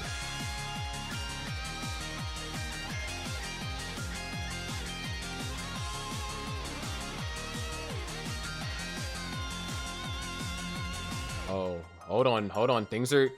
Okay, Rhubarb needs to bring the stack down. Still not the easiest thing in the world. All right, that triple, and that should be able to solidify it. Just only needs a couple more lines. Double, one more double will do it, and that triple does it. Rhubarb brings us to a decider. Let's go ahead and count them down.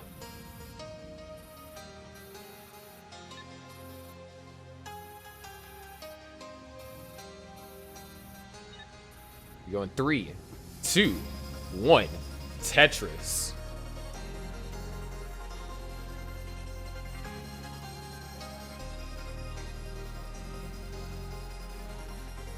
It all comes down to this. Can Rhubarb complete the reverse sweep? Or will Rahmations equalize the set 1-1?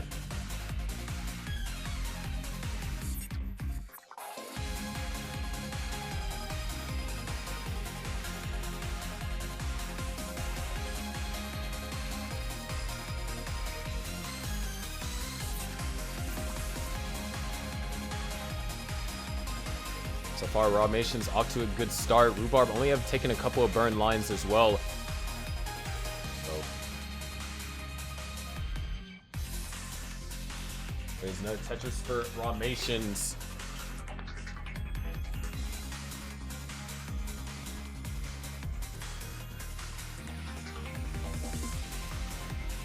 So far, very clean play here in the opener. Rahmations finally having to take first set of burns here. Not going to go for the triple, but is in the midst of a drought. Still going to hold on to the lead here by 1 Tetris. Here in the decider, there are no more games left to beat, no more games left to give. You have to be disciplined with your decisions. You have to be precise with your placements. And Rahmations with, seems like kind of a chain of some potentially unintentional placements. Yes, that's the sentence. 190,000 for Rahmations. 175 for Rhubarb. Rhubarb trailing by just under a Tetris.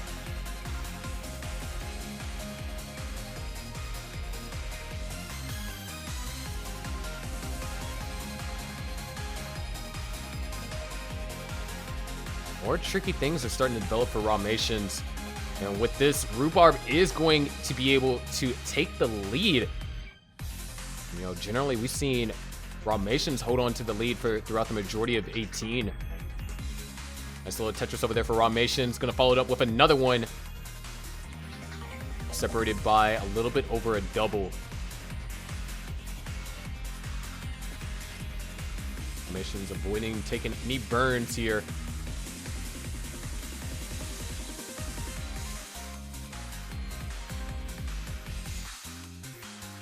There's another Tetris for Rhubarb. Rahmations having to take potentially a double, waiting on the L. The L piece never came in time.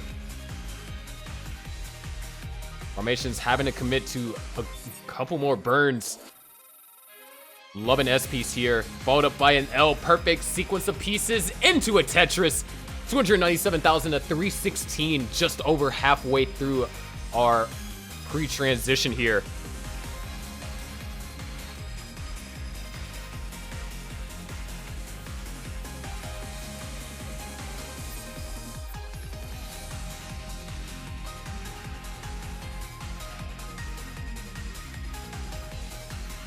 Longest things stayed the same between both players. Rhubarb is going to have a 1 Tetris lead over Rahmations. That can change. All it takes is for 1 misdrop. But these players just with some very clean stacks. Very good foundationals.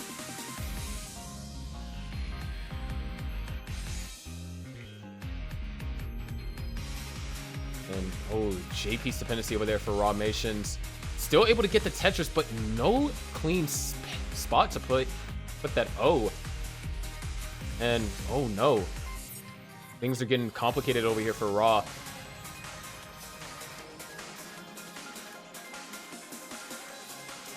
Last second adjustment, didn't want to go for the flat burn. As a result, is going to fall behind by potentially 3 Tetrises.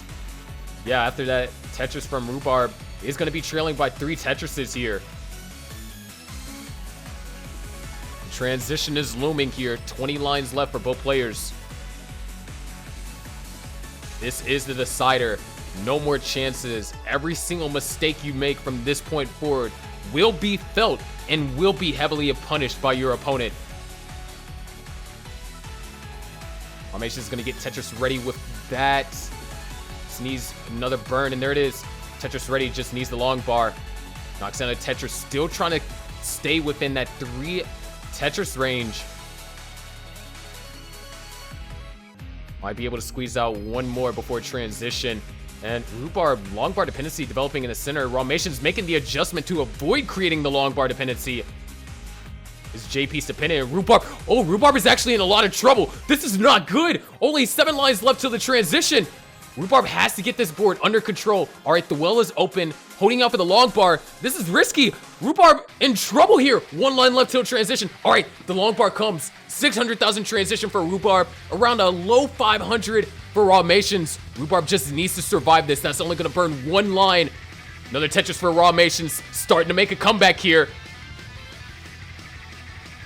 And Rhubarb just bringing the stack down bit by bit. Block by block, row by row. Another Tetris for Rahmations is close. The gap to now only separated by 1 Tetris. And Rhubarb is committing to this. He's going for the center well. He wants this center well. RNG's denying him. But keeping it open. And at all costs, Rhubarb making several misdrops in a row. Now Rhubarb's having to do some digging way up high. Trying to find some way to open this up. Rahmations is clean. Now set up for the Tetris, and there it is, Tetris for Rahmations, but Tetris for Rhubarb maintaining the lead. Not allowing Rahmations to get the lead just yet, but there it is, Rahmations finally overtakes Rhubarb. However, both these players are still actively playing. Rahmations now looking to get good pieces to get Tetris ready. Needs another L. Unfortunately, did not get the L soon enough. All right, great placements right there. Almost set up. Waiting for the long bar, and there it is. Tetris for Rahmations into the lead. 697 and now 688. Rhubarb is set up for a Tetris, or actually set up for 2. Just needs the long bar. Going to take a double right there. Rahmations fills in that long bar dependency.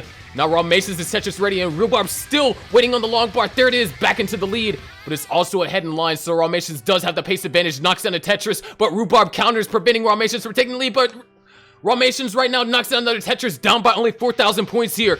But another couple of misdrops for Rhubarb. This is Rahmations' opportunity. Rahmations is set up. Clean stack. And there it is. Tetris for Rahmations. 786 to now 763.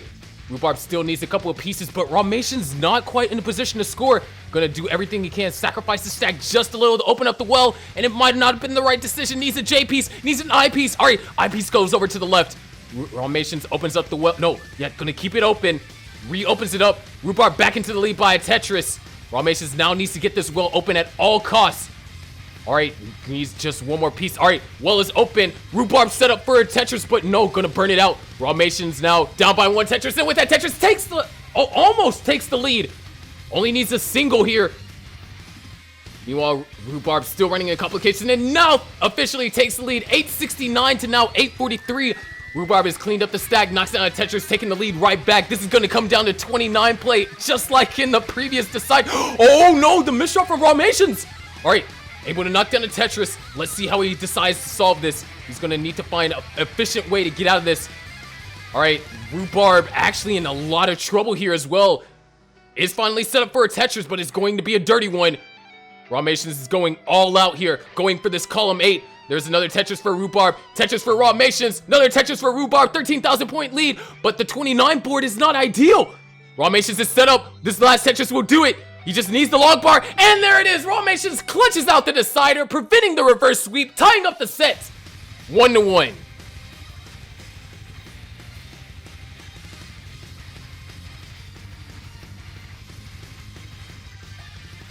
And there's the pop-off. What a set.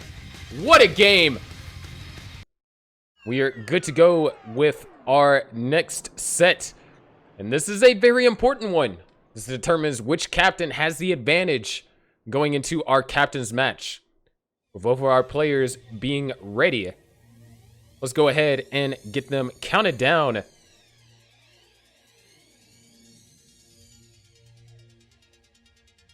Here we go in 3, 2, 1. Tetris.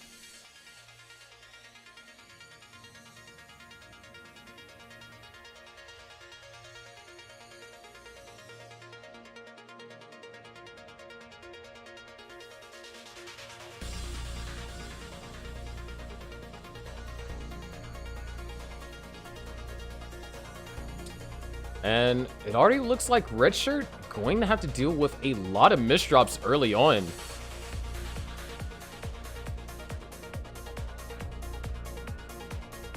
Of course, Redshurt is already starting at full power today, wearing indeed a red shirt.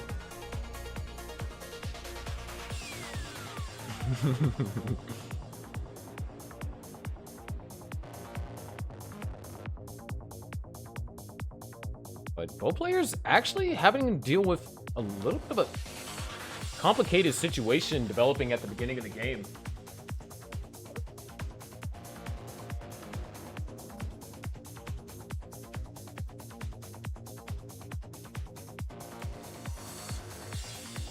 Rhubarb waiting on just the right piece, finally opens up the well and is ready to score another Tetris here. There it is, Tetris for Rhubarb. Redshurt almost back into scoring position here. Just gonna burn this all the way down.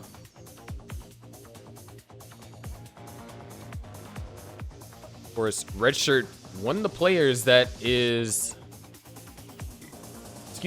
went from tapping to rolling recently. So you can expect to see that play some kind of role here in this match, as we already seen between, particular match between Rahmations and Rhubarb, and including DanV versus DMJ. The 29 play has been crucial to certain games here.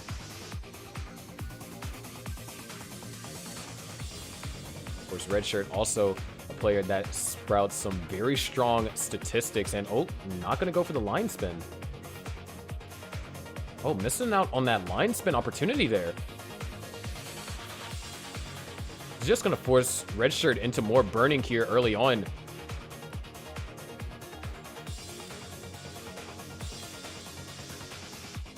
Redshurt just needs to get back into a rhythm here. It's gonna open up at least that hole, and Redshurt could make some progress with this. Love to get a couple of pieces. Actually, that's perfect. Great combination set up for a Tetris here in column 5. Doesn't get scored though. Waiting on the long bar still, and accidentally Sharky bros the T-piece.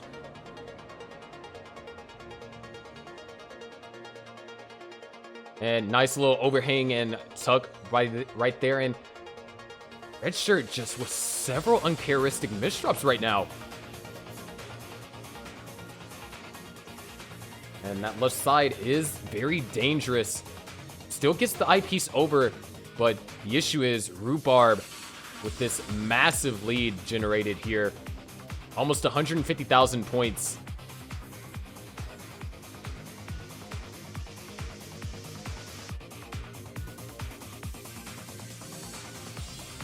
And another misdrop over here from Redshurt, and another one. Just not really able to find a good rhythm here to get things started here on game number 1. And Redshirt's just gonna commit to the top out. So Rhubarb is good for game number 1. All right, both players are ready, so let's go ahead and get them counted down. Here we go. In 3, 2, 1, Tetris.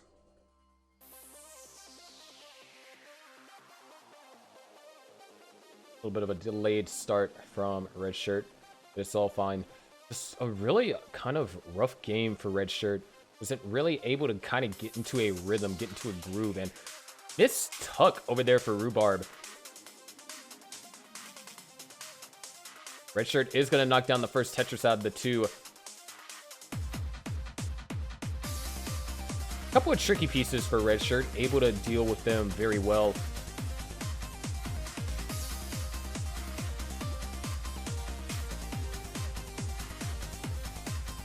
Rhubarb had to spend the first 12 lines burning, and the burn volume is continuing to grow a little bit higher. It is now ready to score a Tetris.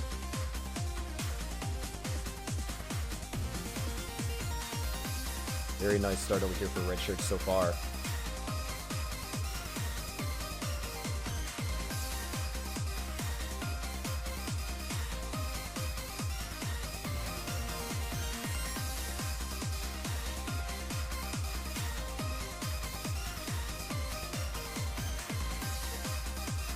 Still not getting ideal pieces that we would like there.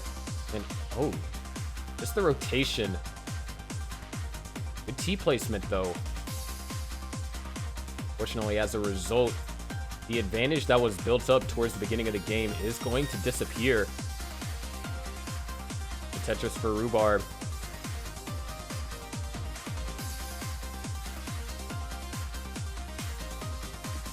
Alright, bringing the stack down, opens up the well, ready for a long bar, and there it is, Tetris for Redshurt, still having the lead in terms of pace and nominally.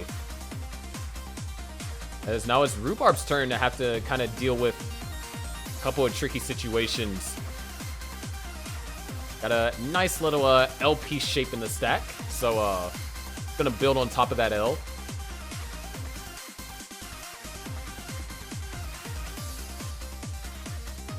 Finally finds a way to burn it down, but Redshurt now goes up to a 50,000 point lead just about.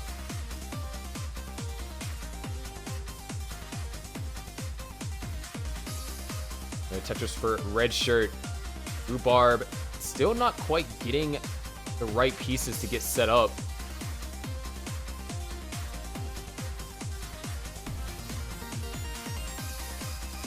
And still having to deal with these complications.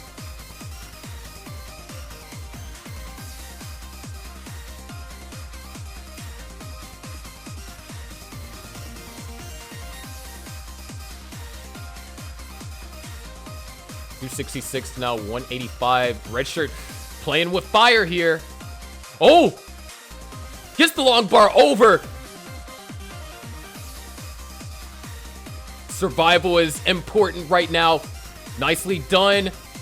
Oh, needs another eyepiece. Needs something. Still surviving here. And oh no, the misdrops. And Redshurt tops out early here at 274. Rhubarb needs 275.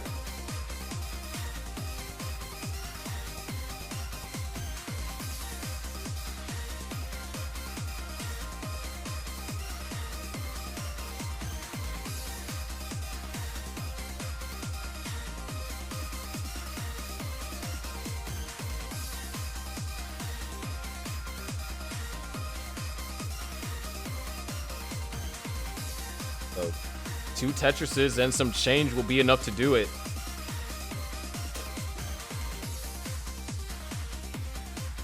$275 is what's needed.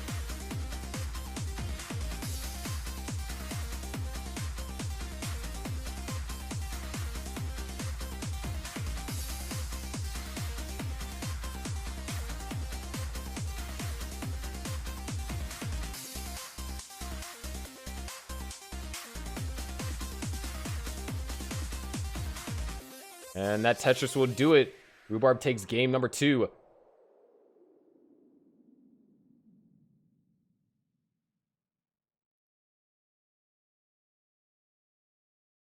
And both players are ready. Get right into it. Here we go in 3, 2, 1. Tetris.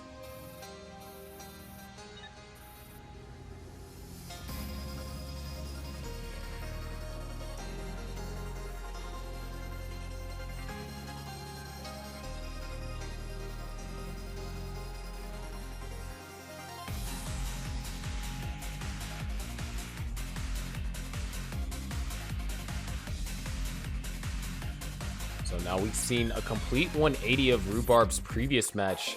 So now it's Rhubarb who is up 2-0. And it's up to his opponent, in this case Redshurt, to complete a reverse sweep. Or at least to win the next 2 games to bring it to a decider. This drought isn't helping. Okay, nice burns over there from Redshurt. A 33-piece drought. 37. 40. 42-piece drought to open the game up with over there for Redshurt.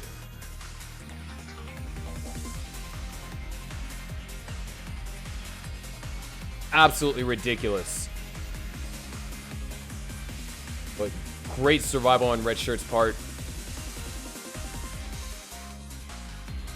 Now it's Rhubarb's turn to have to deal with a little bit of a drought.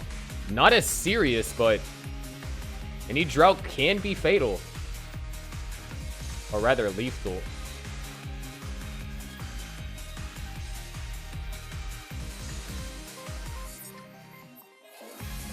Speaking of droughts, we're running headfirst into another one.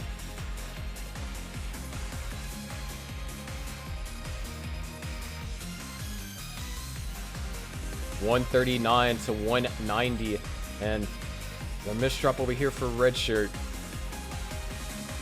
Rhubarb, on the other hand, kind of having to slow down on scoring.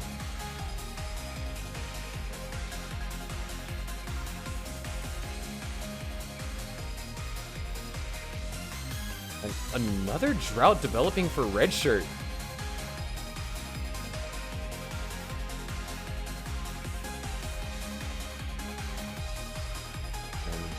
Goes for that overhang, able to knock down a Tetris, but now has to resolve that, and this is the spin.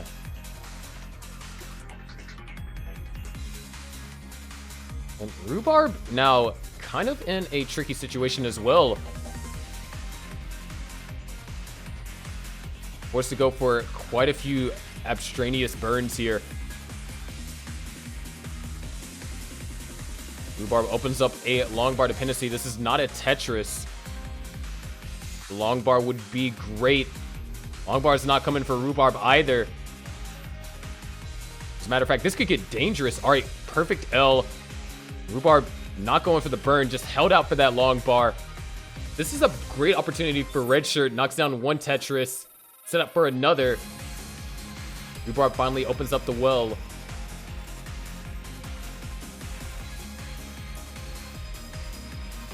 There it is. Both players knocked down Tetris. Redshirt not quite able to take the lead from Rhubarb. It has kept the gap close.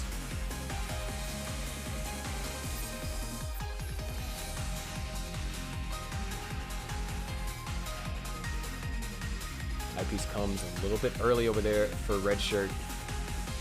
Trying to avoid creating a specific L or J dependency. Keep it open to both patterns. Down by 2.5 Tetrises now. And, oh, Rhubarb double flipping the long bar there. Hoping for ideal pieces to go for a perfect burnout. Not quite getting it. So now Rhubarb is going to actually fall behind for the first time in this game.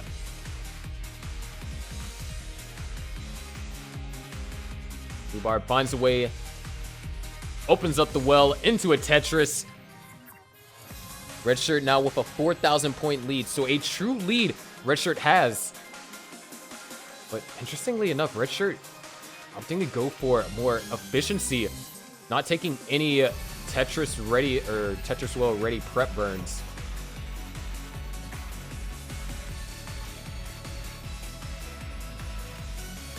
Still in the lead by just 4,000 points here. Tetris for Rhubarb.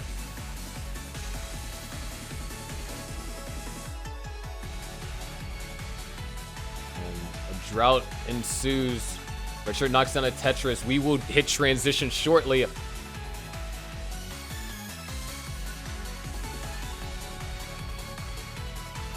Redshirt goes for the spin. One Tetris left till transition, and we'll transition behind Rhubarb. We'll go for a couple of flat burns. Prepare a lisp just in case the drought is too much. And no more burn lines, and there it is. All right, Redshirt transitions at 468. Knocks down another Tetris. Rhubarb, on the other hand, transition at 502. Knock down a quick Tetris in the level 19. And long bar dependency over there for Redshirt. Able to get the eyepiece over. Tetris ready. 543 to now 553. 10,000 points separate them, but Rhubarb is behind by 4 lines. Tetris ready, clean as well. There it is, Tetris for Rhubarb. Redshirt having to take a couple of burns. Needs to take another double, running into yet again another drought. 576. Make that 602. This is a good post so far from Redshurt. Rhubarb actually running into some complications. That's going to allow Redshurt to take the lead once again here on level 22. As Rhubarb having to kind of deal with this and might actually go dirty. Rhubarb is going dirty. Dirty Tetris for Rhubarb. Still having to deal with the repercussions of going dirty and not cleaning up first.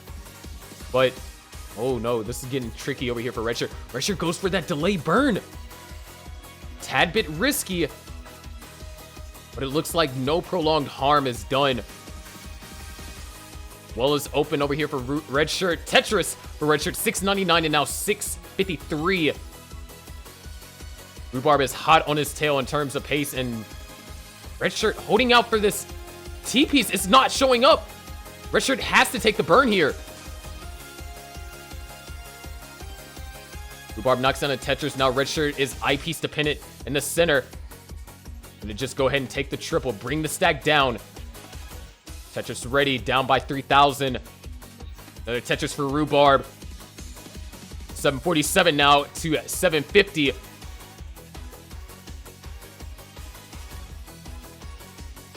Another Tetris for Redshurt, keeping things strong at 780 now. Separated by 1,000 points. But Rhubarb, oh, more complications for Rhubarb. We had a tie there for a second. Rhubarb having to burn early in the 26. Another Tetris for Redshurt, now up to a 50,000 point lead.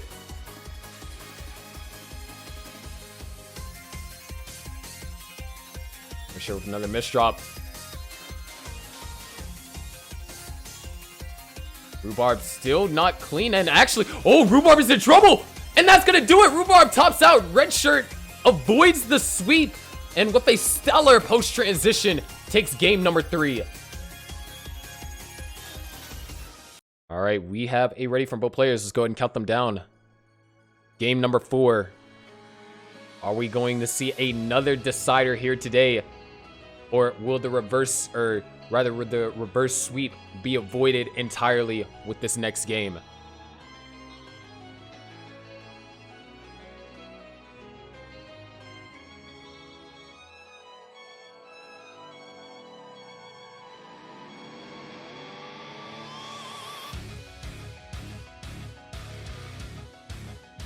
So far, things are pretty stable here in the opener.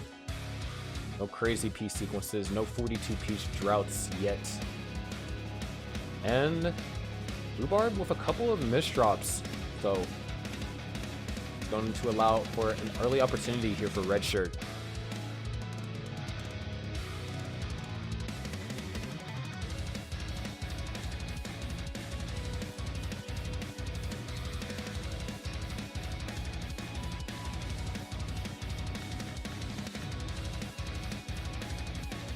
Shirt's looking for a specific piece to get Tetris ready with. Really actually just trying to avoid taking any burns here.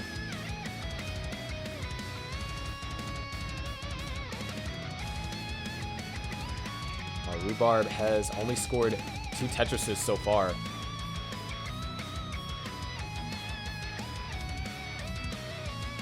Starting to go for row 3. Bit aggressive, but it also prevents your opponent from building up too much of a lead.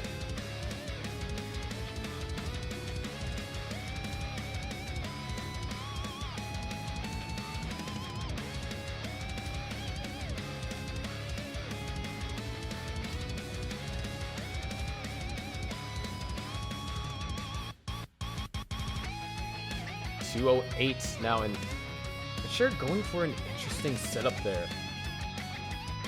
Seems to work out almost perfectly. Just needs a J piece to complete it. Now, I piece dependent on the left.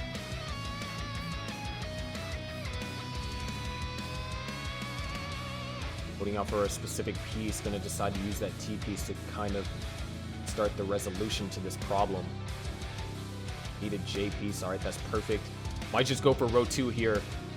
Meanwhile, Rhubarb at row 2, running into a drought. Doesn't get the long bar in time. And oh, that misdrop. All right, Rhubarb's still going to stay alive. Definitely a tad bit scary. Just a little Tetris over there for Redshurt. It's like Rhubarb is just going to be just fine. Redshurt not really getting this eyepiece here, running into a drought.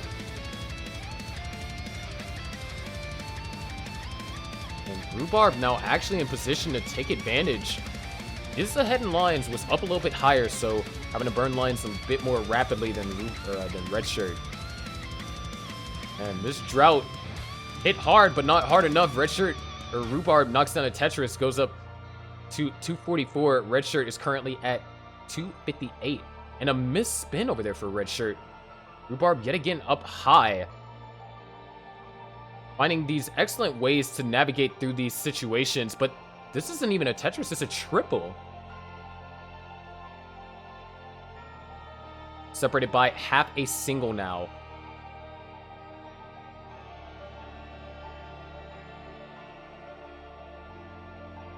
There's Tetris for Redshurt.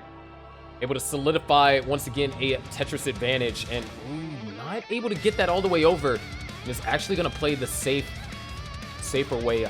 Just bring the stack down. Don't want to risk hanging on top of that. And there's nothing wrong with that. That's good discipline, good recognition. Bowling does give you higher risk tolerance. That doesn't mean that you're immune to risk. Redshurt is able to recognize what to do in that moment and made the correct decision. 319 and now 297. Rhubarb yet again running into a drought, similar to what we saw Redshurt get kind of in the previous game. This is why we do best of 5 and not best of 1s. Redshirt's still going to be holding on to a lead and also has a pace advantage as well. It's behind by almost 10 lines, so that can be utilized for something. However, this board state is not necessarily the most comfortable. And oh, the double flip. Redshurt does need to be a tad bit more careful here. Okay, good burns. Open that well up, open that hole up. Well is open. Rhubarb does have the lead, but is also about to run straight into transition. There it is. Rhubarb transitions at 423,000. And a couple of misdrops from Redshurt. Oh no. Oh no.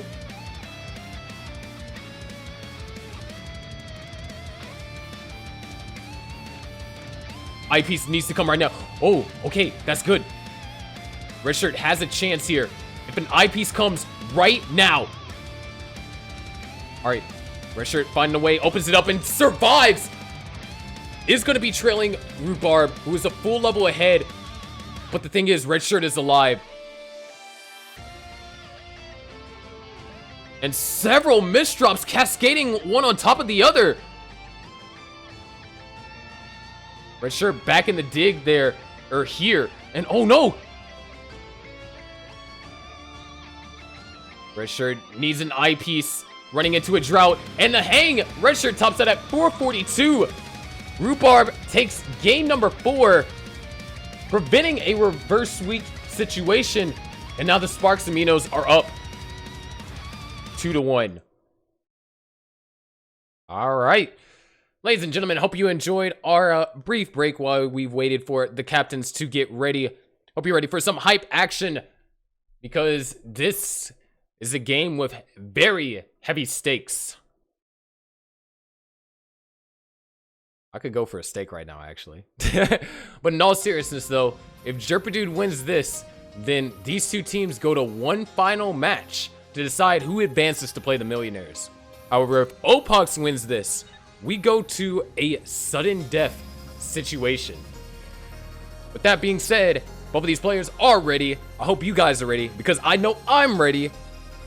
Let's go ahead and get the first match here of this captain matchup underway in 3, 2, 1. Tetris.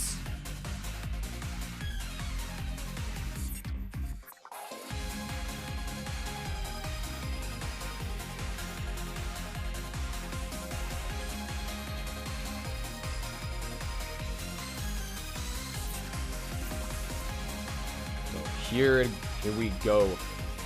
A lot is riding on this match. Jerpidude needs to win this to give the Sparks and Minos one last chance here. Opaux needs to win this to go to a sudden death and have a chance at advancing directly in the top 4.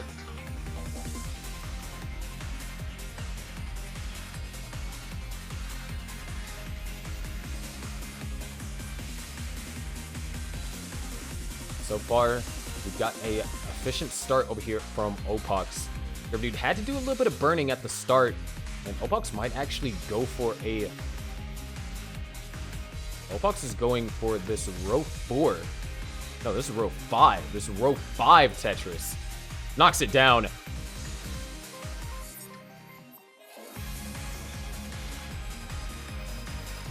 Let's get a T piece, so able to convert one of the S dependencies into a Z dependency.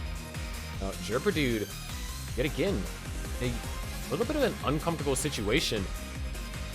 Oh, that's perfect. Just needs an I piece. Beautiful piece sequence over there for Jerpidude.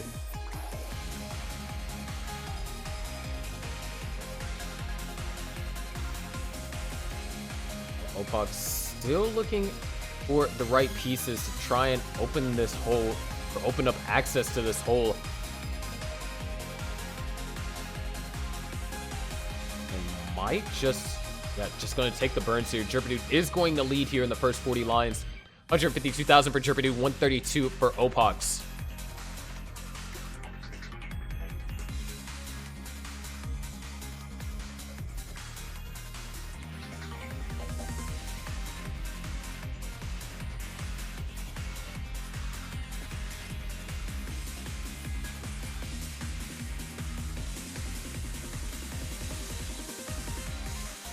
Far, everything's been pretty stable.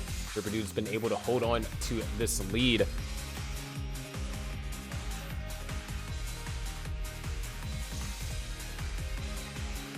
Opaux knocks down the Tetris, is going to have some complications to deal with. And finds a very interesting way to kind of attack that situation.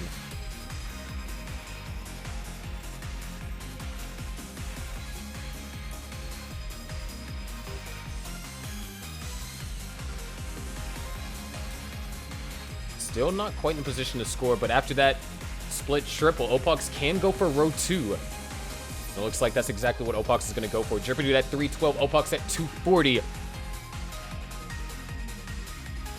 There is another Tetris for Jerpidude. Opaux finally able to prevent Jerpidude from increasing the lead any further.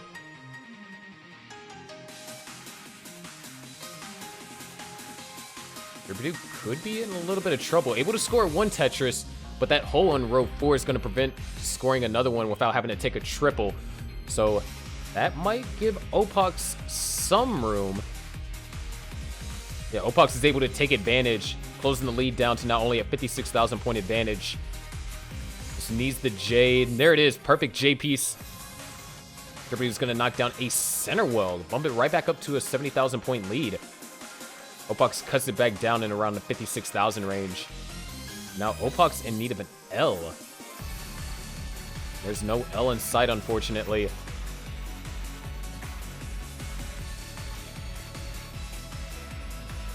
And a lot of tough pieces over here for Opaux. Jerpidude now 98,000 point lead.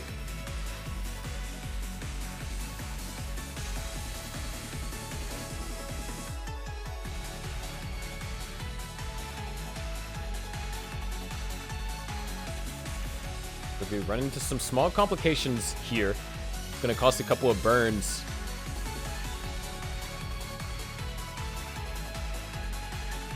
Well, Opaux just not really in a position to kind of score.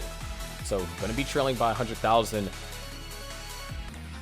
Finally in a position to score some Tetrises. We are nearing the transition as well. There's another Tetris for Jerpidude. Nice adjustment right there. 509 and now 396.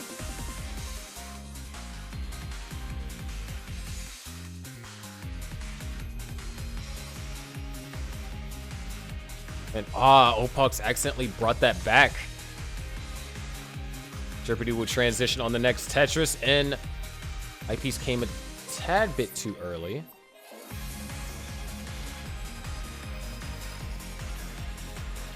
And Opaux not in the best positions. That's going to be perfect. Jerpidude transitions at 581. 170,000 point lead for Jerpidude. Opaux just had a really rough 18. He's going to have to do the best on 19 and post 29 to make a comeback of this magnitude. So let's see it happen. Or is Jerpidude just going to take a dominant game 1? There's another Tetris for Opaux. 454 to 635. Opaux is Tetris ready. Pristine stack as well. Just waiting on the long bar and waiting patiently. But RNG says no. Finally gets the long bar, knocks down a Tetris. 485, closing the gap. But Jerpidude is going to reopen it back up to 180,000 point lead. Opaux takes a triple there. Great move for survival. He's going to knock down a couple of quick Tetrises. Only down by 125,000 points now. So able to close the gap significantly. Let's see him keep it up here. Jerpidude opens up the well. 674 now for Jerpidude, running into a middle of a drought, but both players knock down a Tetris. Lead doesn't change. Opaux is Tetris ready. Jerpidude is 1 Mino shy. Finally ready now. Nice delay burn over there from Opaux. But needs the right piece. Able to get that piece all the way over to the left. Eyepiece nowhere to be found. And able to get it over. Knocks down one Tetris. Set up for a couple. Was going to take a safety double into another Tetris. 635 to now 788. Needs a J piece. There it is. Perfect. Jerpidude still holding on to this 150,000 point lead. Opaux knocks down a Tetris. Cutting it down to 122,000. Jerpidude experiencing some minor complications, but both players knock down a Tetris. Lead doesn't change. Opaux in need of a couple of pieces here. Forced to take 5 burn lines right there. It's going to be tough. Jerpidude brings the lead back up to 151,000 points. Forced to set up a delay burn. And really tough Z piece right there for Opaux. Needs a couple of eye pieces. There's one. Just going to have to go for row 2 at this point. Jerpidude now almost back up to a 200,000 point lead. Good T burn over there for Opaux. Well as open. Really tough S. Waiting on the long bar here. Tetris ready. Where's the long bar? Opaux needs the bar, and he needs it now, and it doesn't show. Game 1 goes to Jerpidude with a 965 on level 27.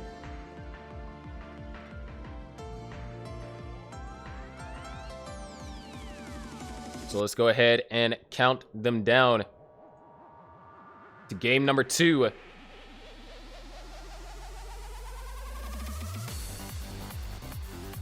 we go in 3, 2, 1. Tetris. Game 1 has now gone to Jerpidude. Jerpidude is 2 games away from winning the team match, and bringing us to our first decider set of the series.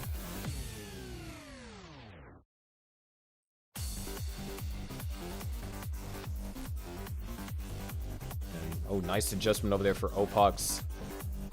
Jerpidude's going to give us a flawless opener here to start things off with.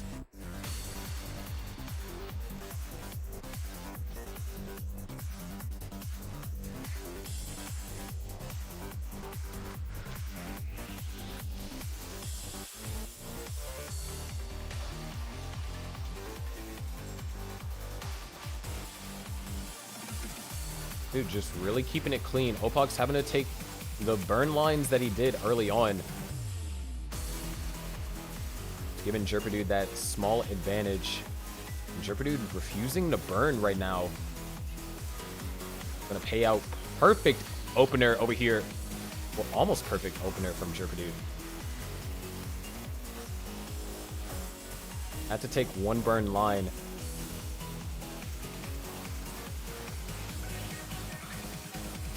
This is going to allow an early 40,000 point lead for Jerpidude.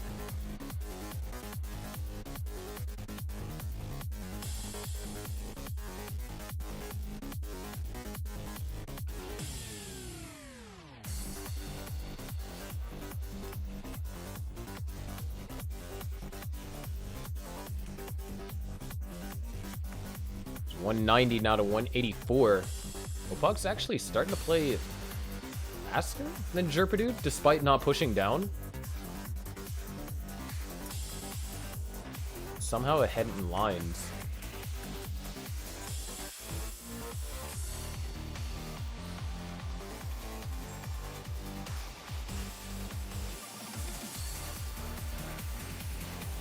Nice adjustment over there from Opaux. Still down by 40,000. Jerpidude's just been maintaining almost an 80% Tetris rate. There's Tetris for Opaux. Jerpidude actually having to do some burns. Nice delay burn with the J. And gonna sacrifice the stack a little. That might be an opportunity for Opaux here.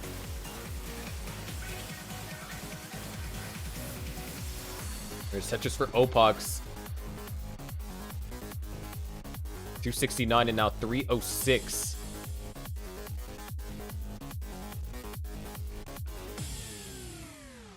This is kind of, you know, a really tough situation to go up against when your opponent has a flawless start. To try and, you know, gain any ground that just relies on them messing up. And so far, Jerpidude has been almost flawless in his play.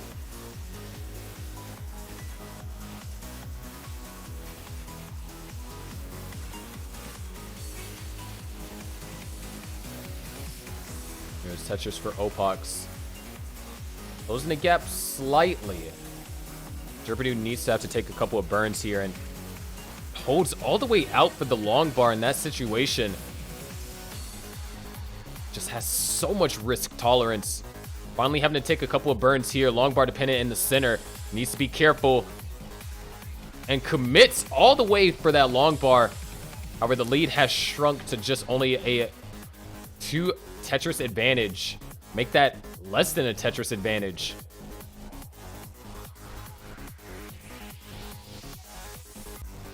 Opaux having to do a couple of delay burns here. Like what was done there. Very smart, very efficient. Trailing by a Tetris and a half now.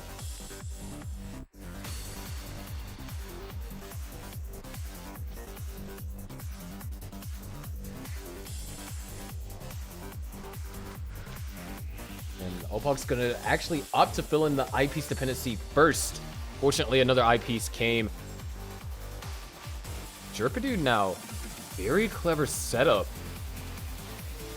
Really, actually, a lot of what Jerpidude's play has consisted of in this game has been essentially Tetris ready over everything, even if it requires you to destroy the stack a little. And so far, it's been working out great for him. And setup of bits now does get punished. So this is Opaux's opportunity. If RNG will give him a bar. 24-piece drought. Nice flat burn. We are getting ready to transition for both players.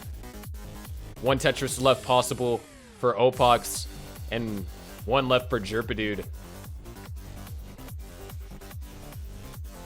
And Opaux just might... Oh, there it is. Tetris for Opaux transitions at 548. Jerpidude transitions at 558. 10,000 points separating them at transition. Let's see how things go. There's another Tetris for Jerpidude going into the lead. Opaux takes it back. Slightly ahead. Jerpidude needs to get an eyepiece. Gets that left side filled in flawlessly. It knocks down a Tetris back into the lead. At this point, we're just going to see a bunch of back and forth here as Opaux knocks down another Tetris. 623 to now 612. Jerpidude is Tetris ready. Has a beautiful way to actually mitigate any droughts and does so perfectly. Another Tetris for Jerpidude goes up to 239, still trailing. Opaux now 677, now 640. Jerpidude having to do a little bit of burn, so this is an opportunity for Opaux. Trying to build up a lead here, avoiding creating a T-piece dependency, sets up a delay burn and gets the eyepiece just in time, knocks down another Tetris. 706 now to 670. Jerpidude having to do a little bit of burning, allowing Opaux to extend to a 60,000 point lead. Jerpidude knocks down a Tetris, not allowing Opaux to go too far into the lead. But both of these players really clean stacks. Jerpidude now 1 Mino away from being Tetris ready. Jerpidude is now Tetris ready and knocks down a Tetris. 765 and now 728. Back and forth here. Opaux now Tetris ready, knocks down a Tetris. Jerpidude covers up the wells, so that's going to be at least 4 burn lines. So Opaux has an opportunity to at least gain 1 Tetris on the lead, but that left side could become a predicament if Opaux is not careful. But Jerpidude's still having to do these burns. Opaux is just going to bring the stack all the way down, recognizes that his opponent is digging, doesn't want to get himself into a perilous situation, but does need an eyepiece now. Preferably, doesn't want to have to wait too long. And now Jerpidude has brought the stack all the way down to the bottom, set up for a dirty Tetris here in column 6. And there it is, Tetris for Jerpidude, now only down by 1 Tetris and change. The position is almost equalized, but Jerpidude going for a lot of these aggressive setups. That's going to be a double, not a Tetris. So Opaux now in the lead by 2 Tetrises here. 29 is still at play for both of these players. They are rollers now. Jerpidude still having some complications. Another Tetris for Opaux. 883 looking to max out here. Jerpidude is finally reset. The stack is all the way down at the bottom. It is now time for Jerpidude to score, but down by 100,000 points. What a lead that Opaux has managed to convert this game into. Jerpidude still 1 Mino shy, being Tetris ready. Needs the L piece, and there it is. L piece into a long bar for a Tetris.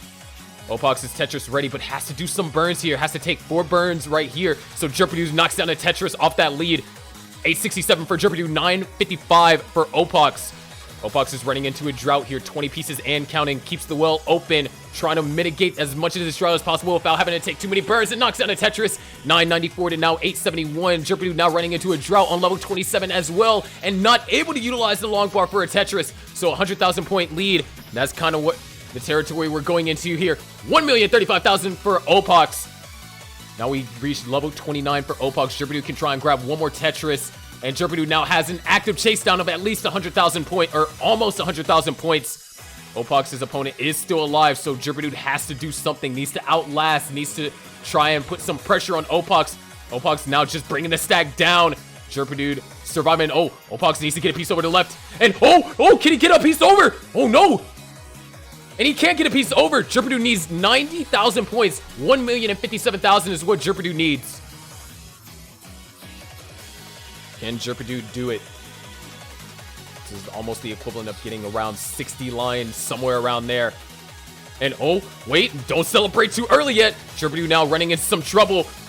And Jerpidude's gonna top it at 978. Opaux ties up the series 1-1.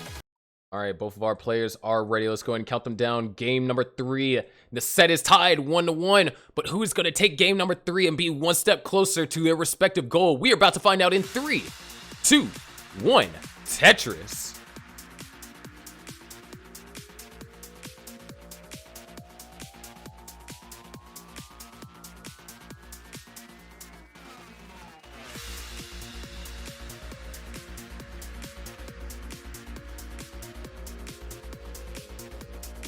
And right now, we are even here on the start. Jerpidude is going to have to take a few burns, at least 2. Ooh. I like the burn that Jerpidude is setting up. Genius burn over there from Jerpidude. Very nicely done. What a creative way to solve that. That was amazing. Start things off, Opaux does have a advantage here.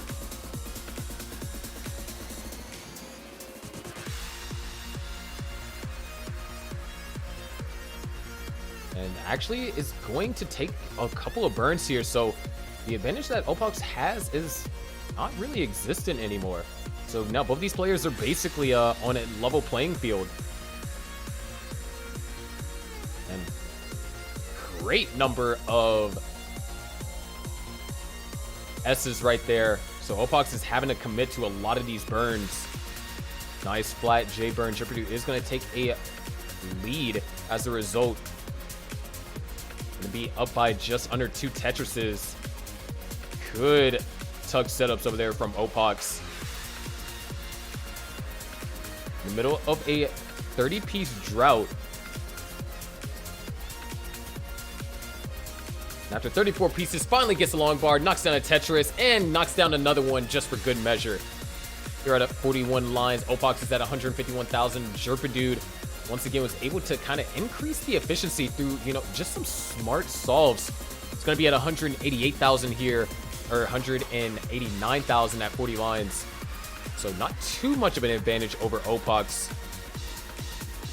Is definitely actively trying to burn as little lines as possible. That's another great solve over there from Jerpy.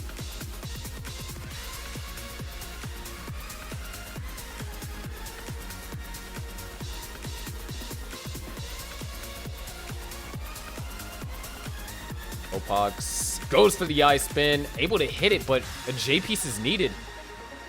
J piece kind of took its time in coming, but Opaux able to resolve things without the need of that J piece in particular, but it now trails by 3 Tetrises.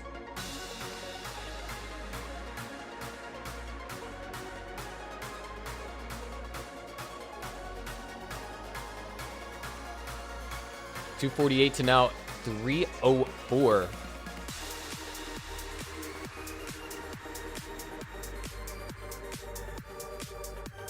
There it is, Tetris for Opaux, $294.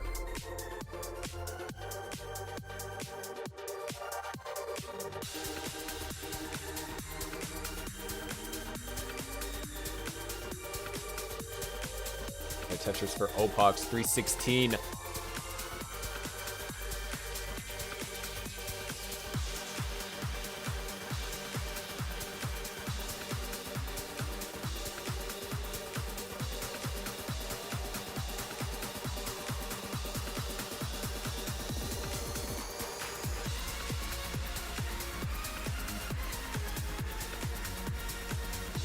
Opaux now finally able to knock down a Tetris, waiting for a good piece to burn that out with.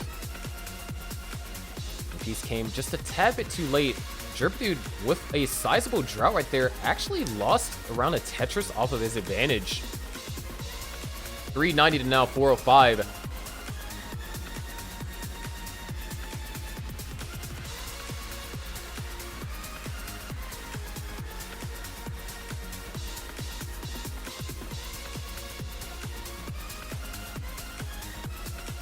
There's Tetris for Opaux now at 413. And Jerpidude's in trouble. Amazing survival by Jerpidude. Gets the long bar, knocks down a Tetris, and puts us in basically a tie position.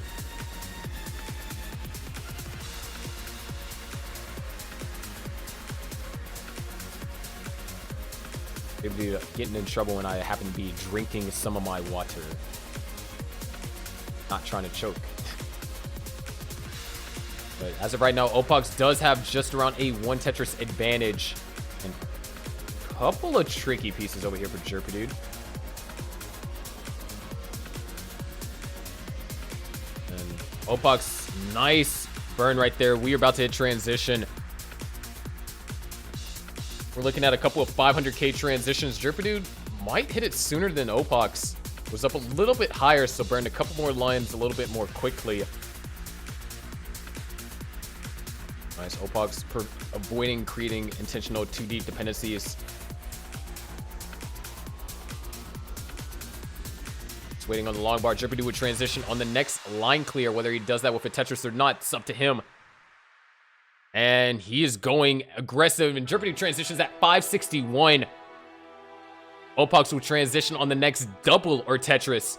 And Opaux transitions at 579. So incredibly close game at transition. We saw Opaux' 19 really shine last game. Can he repeat the same, or is Jerpidude going to find some momentum and bring us to a game 3 in his favor?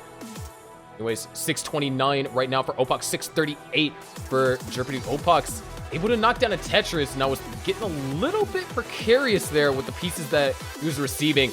And now, oh, that's a really tough burn. Opaux is going to be spinning quite a few lines, having to navigate through this. And, oh, those Z pieces, very untimely. Opaux now having to dig. Needs an I piece. And, oh, just barely gets it over.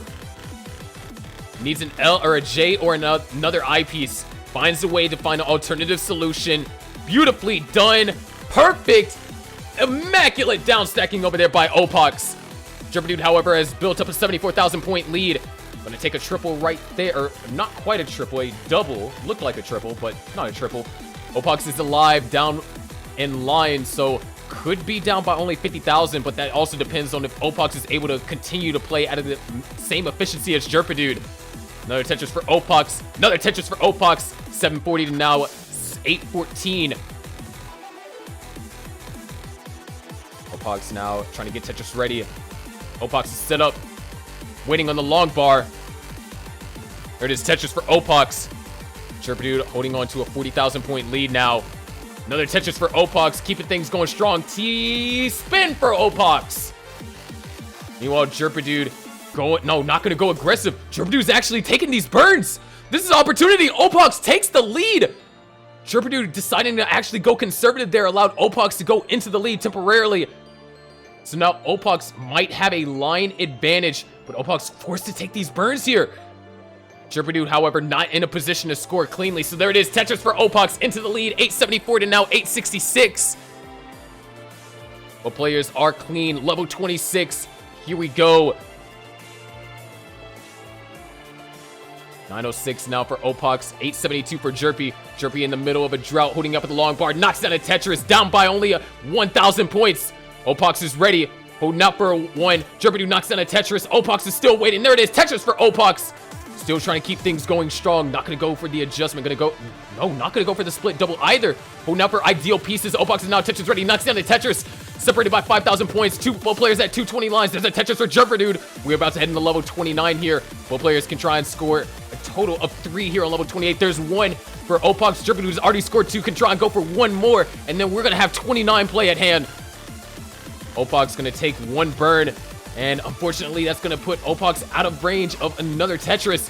Jerpidude goes to level 29 at 1,085,000. Opaux needs the long bar. He needs it right now. He's in the middle of a drought. Gets the long bar, but that left side, though. That left side. Oh, not again. Opaux hanging another piece on the left side. And Opaux tops it at 1,063,000. Just hanging on the left side. Not able to really get a clean board going into 29. In the midst of a drought, Jerpidude takes game number 3. All right. We have a ready from Opaux. We have a ready from Jerpidude. Game number 4. Let's go ahead and get it counted down.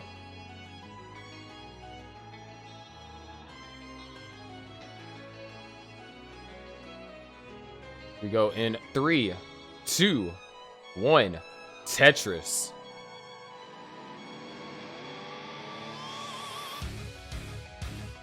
This is it. Can Jerpidude give his team one last chance here in the playoffs? Or will Opaux take us to a decider? We've already seen 2 deciders today.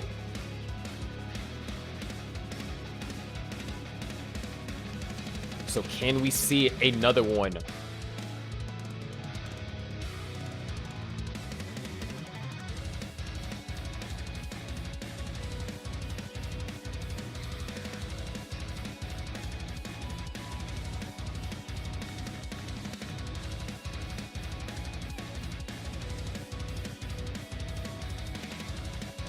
Looks like to start things off, things look pretty stable.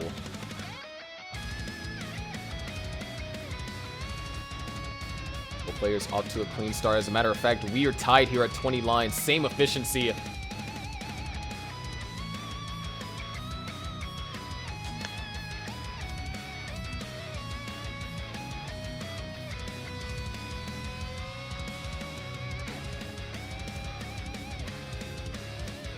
Jerpidude's going to push down for 1 point to prevent the tie following the Tetris by Opaux.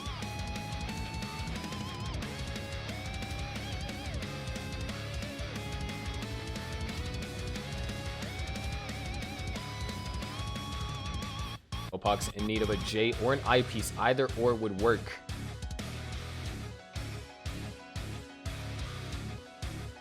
And looks like Opaux is actually having a better opener here than Jerpidude.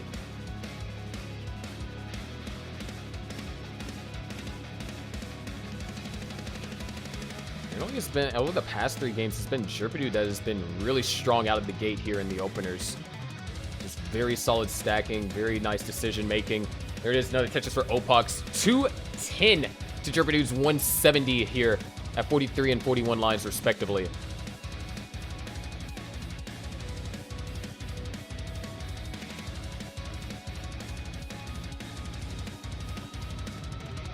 Tetris over there for Opaux and for Jerpidude as well. Opaux now putting a lot of pressure on Jerpidude here on 18. Does create a long bar dependency though, and is actually in need of that long bar before any more Tetrises can be scored. So Opaux is going to go ahead and make a compromise. Going to try and burn this out first. Jerpidude, nice delay burn setup. You love to see it. Opaux still looking for this eyepiece here.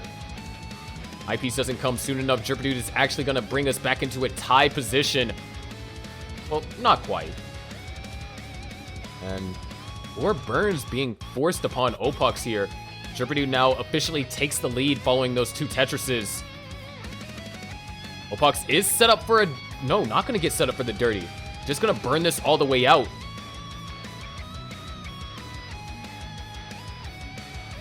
Good thing, too, because RNG was not having none of that. 20-piece drought right now for Opaux, just in need of a J. No J piece, nor the I piece. 30-piece drought for Opaux.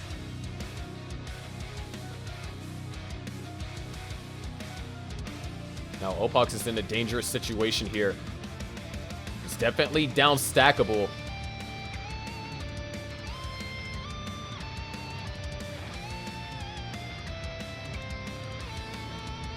Jerpidude with a misdrop as well, but has a 90,000 point lead, so can spend his time burning this out. Nice last second adjustment over there for Opaux, getting that piece all the way over where it needs to go.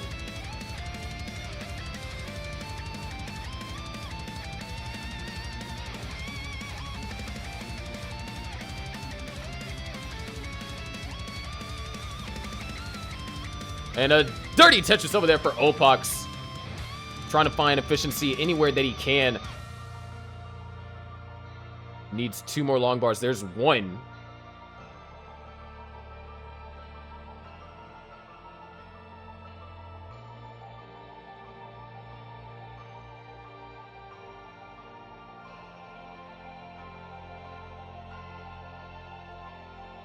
Nice Tetrises over there for Opaux, but we are already about to hit the transition.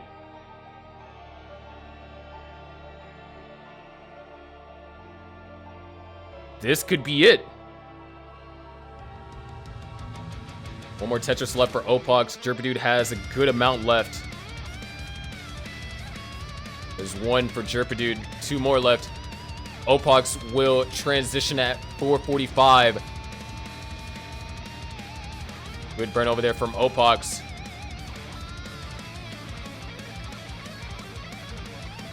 Seen Opaux come back from these situations before, but with everything on the line to bring his team just to sudden death, not even to win the match, to bring it to sudden death. Opaux is going to have to dig deep here. There it is, Tetris for Opaux. Jerpidude transitions at 597. Opaux just hit 500k here on level 20. Very powerful transition for Jerpidude. Another Tetris for Opaux, 528 to now 625. Make that 651. Opaux has now found a groove, starting to knock down Tetrises back and forth. Set up, so is Jerpidude. Opaux takes a couple of burns.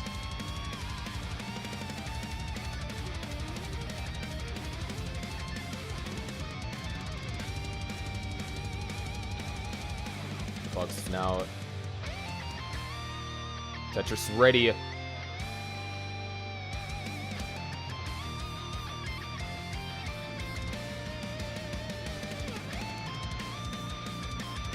Still can't find the long bar. There it is, Tetris for Opaux, still down by 117,000.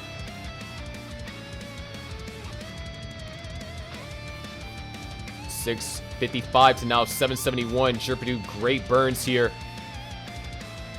Still behind Opaux in line, so does have some more scoring potential to achieve. Or rather, they realize. I'm going to take some burns, though. Tetris ready. There is Tetris for Jerpidude. Micro adjustment to avoid the burns. But Opaux is now starting to make a little bit of a comeback. Jerpidude having to do some burns. This is an opportunity for Opaux. There's one Tetris down by 60,000. Opaux is ready. Set up for another Tetris for Opaux. Down by now only 32,000, but Jerpidude is back into scoring position. Here, level 25. Opaux is about to be leaving level 25. Another Tetris for Jerpidude. Opaux holding out for this long bar, really trying not to burn, trying to utilize as much efficiency here on these earlier levels, or rather these later levels as possible. 852 to now 884. One Tetris is what separates them. Jerpidude knocks down a Tetris, but so does Opaux. Jerpidude answers back with another Tetris. Opaux is set up, waiting on the long bar. Waiting on the long bar. Having to take some burns. And oh no, not quite the right orientation for that T-piece. Opaux had to do a lot of burning there. Tetris ready, can try and grab 3 here. Has to take that triple, or that 3-line burn rather. Jerpidude now back up to 121,000 point lead, and Opaux in the middle of a drought brings the stack all the way down and is going to try and complete a chase down up against the active opponent here on post 29. Let's see what he's able to do. Jerpidude up by 160,000 points. Can Jerpidude close this out right now? No more momentum shifts. No more. Well, Jerpidude not necessarily in a good position. Oh! Jerpidude gets a couple more lines in. All right, this is it. This is a chase down. Opaux, you need 178,000 more to get a score of 1,131,000. All Jerpidude can do is sit and watch. And oh, that left side, and he gets the eyepiece over this time.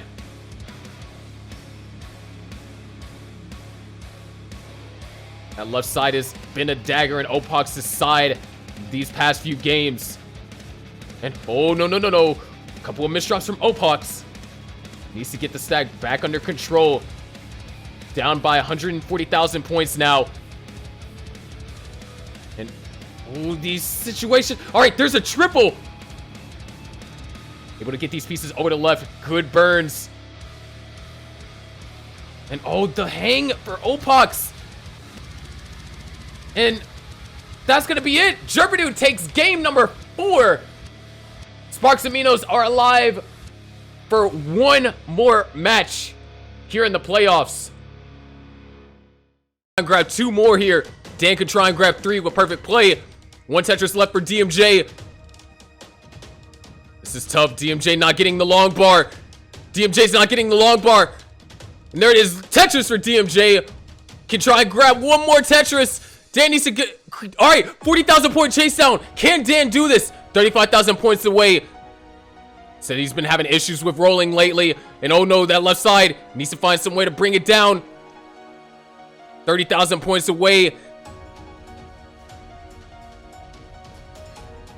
Dan needs 24,000 more points. Oh no, the misdrops! The misdrops, and Dan's gonna top out at 1.16. DMJ clutches out the decider, and the Sparks and Minos are avoiding a mercy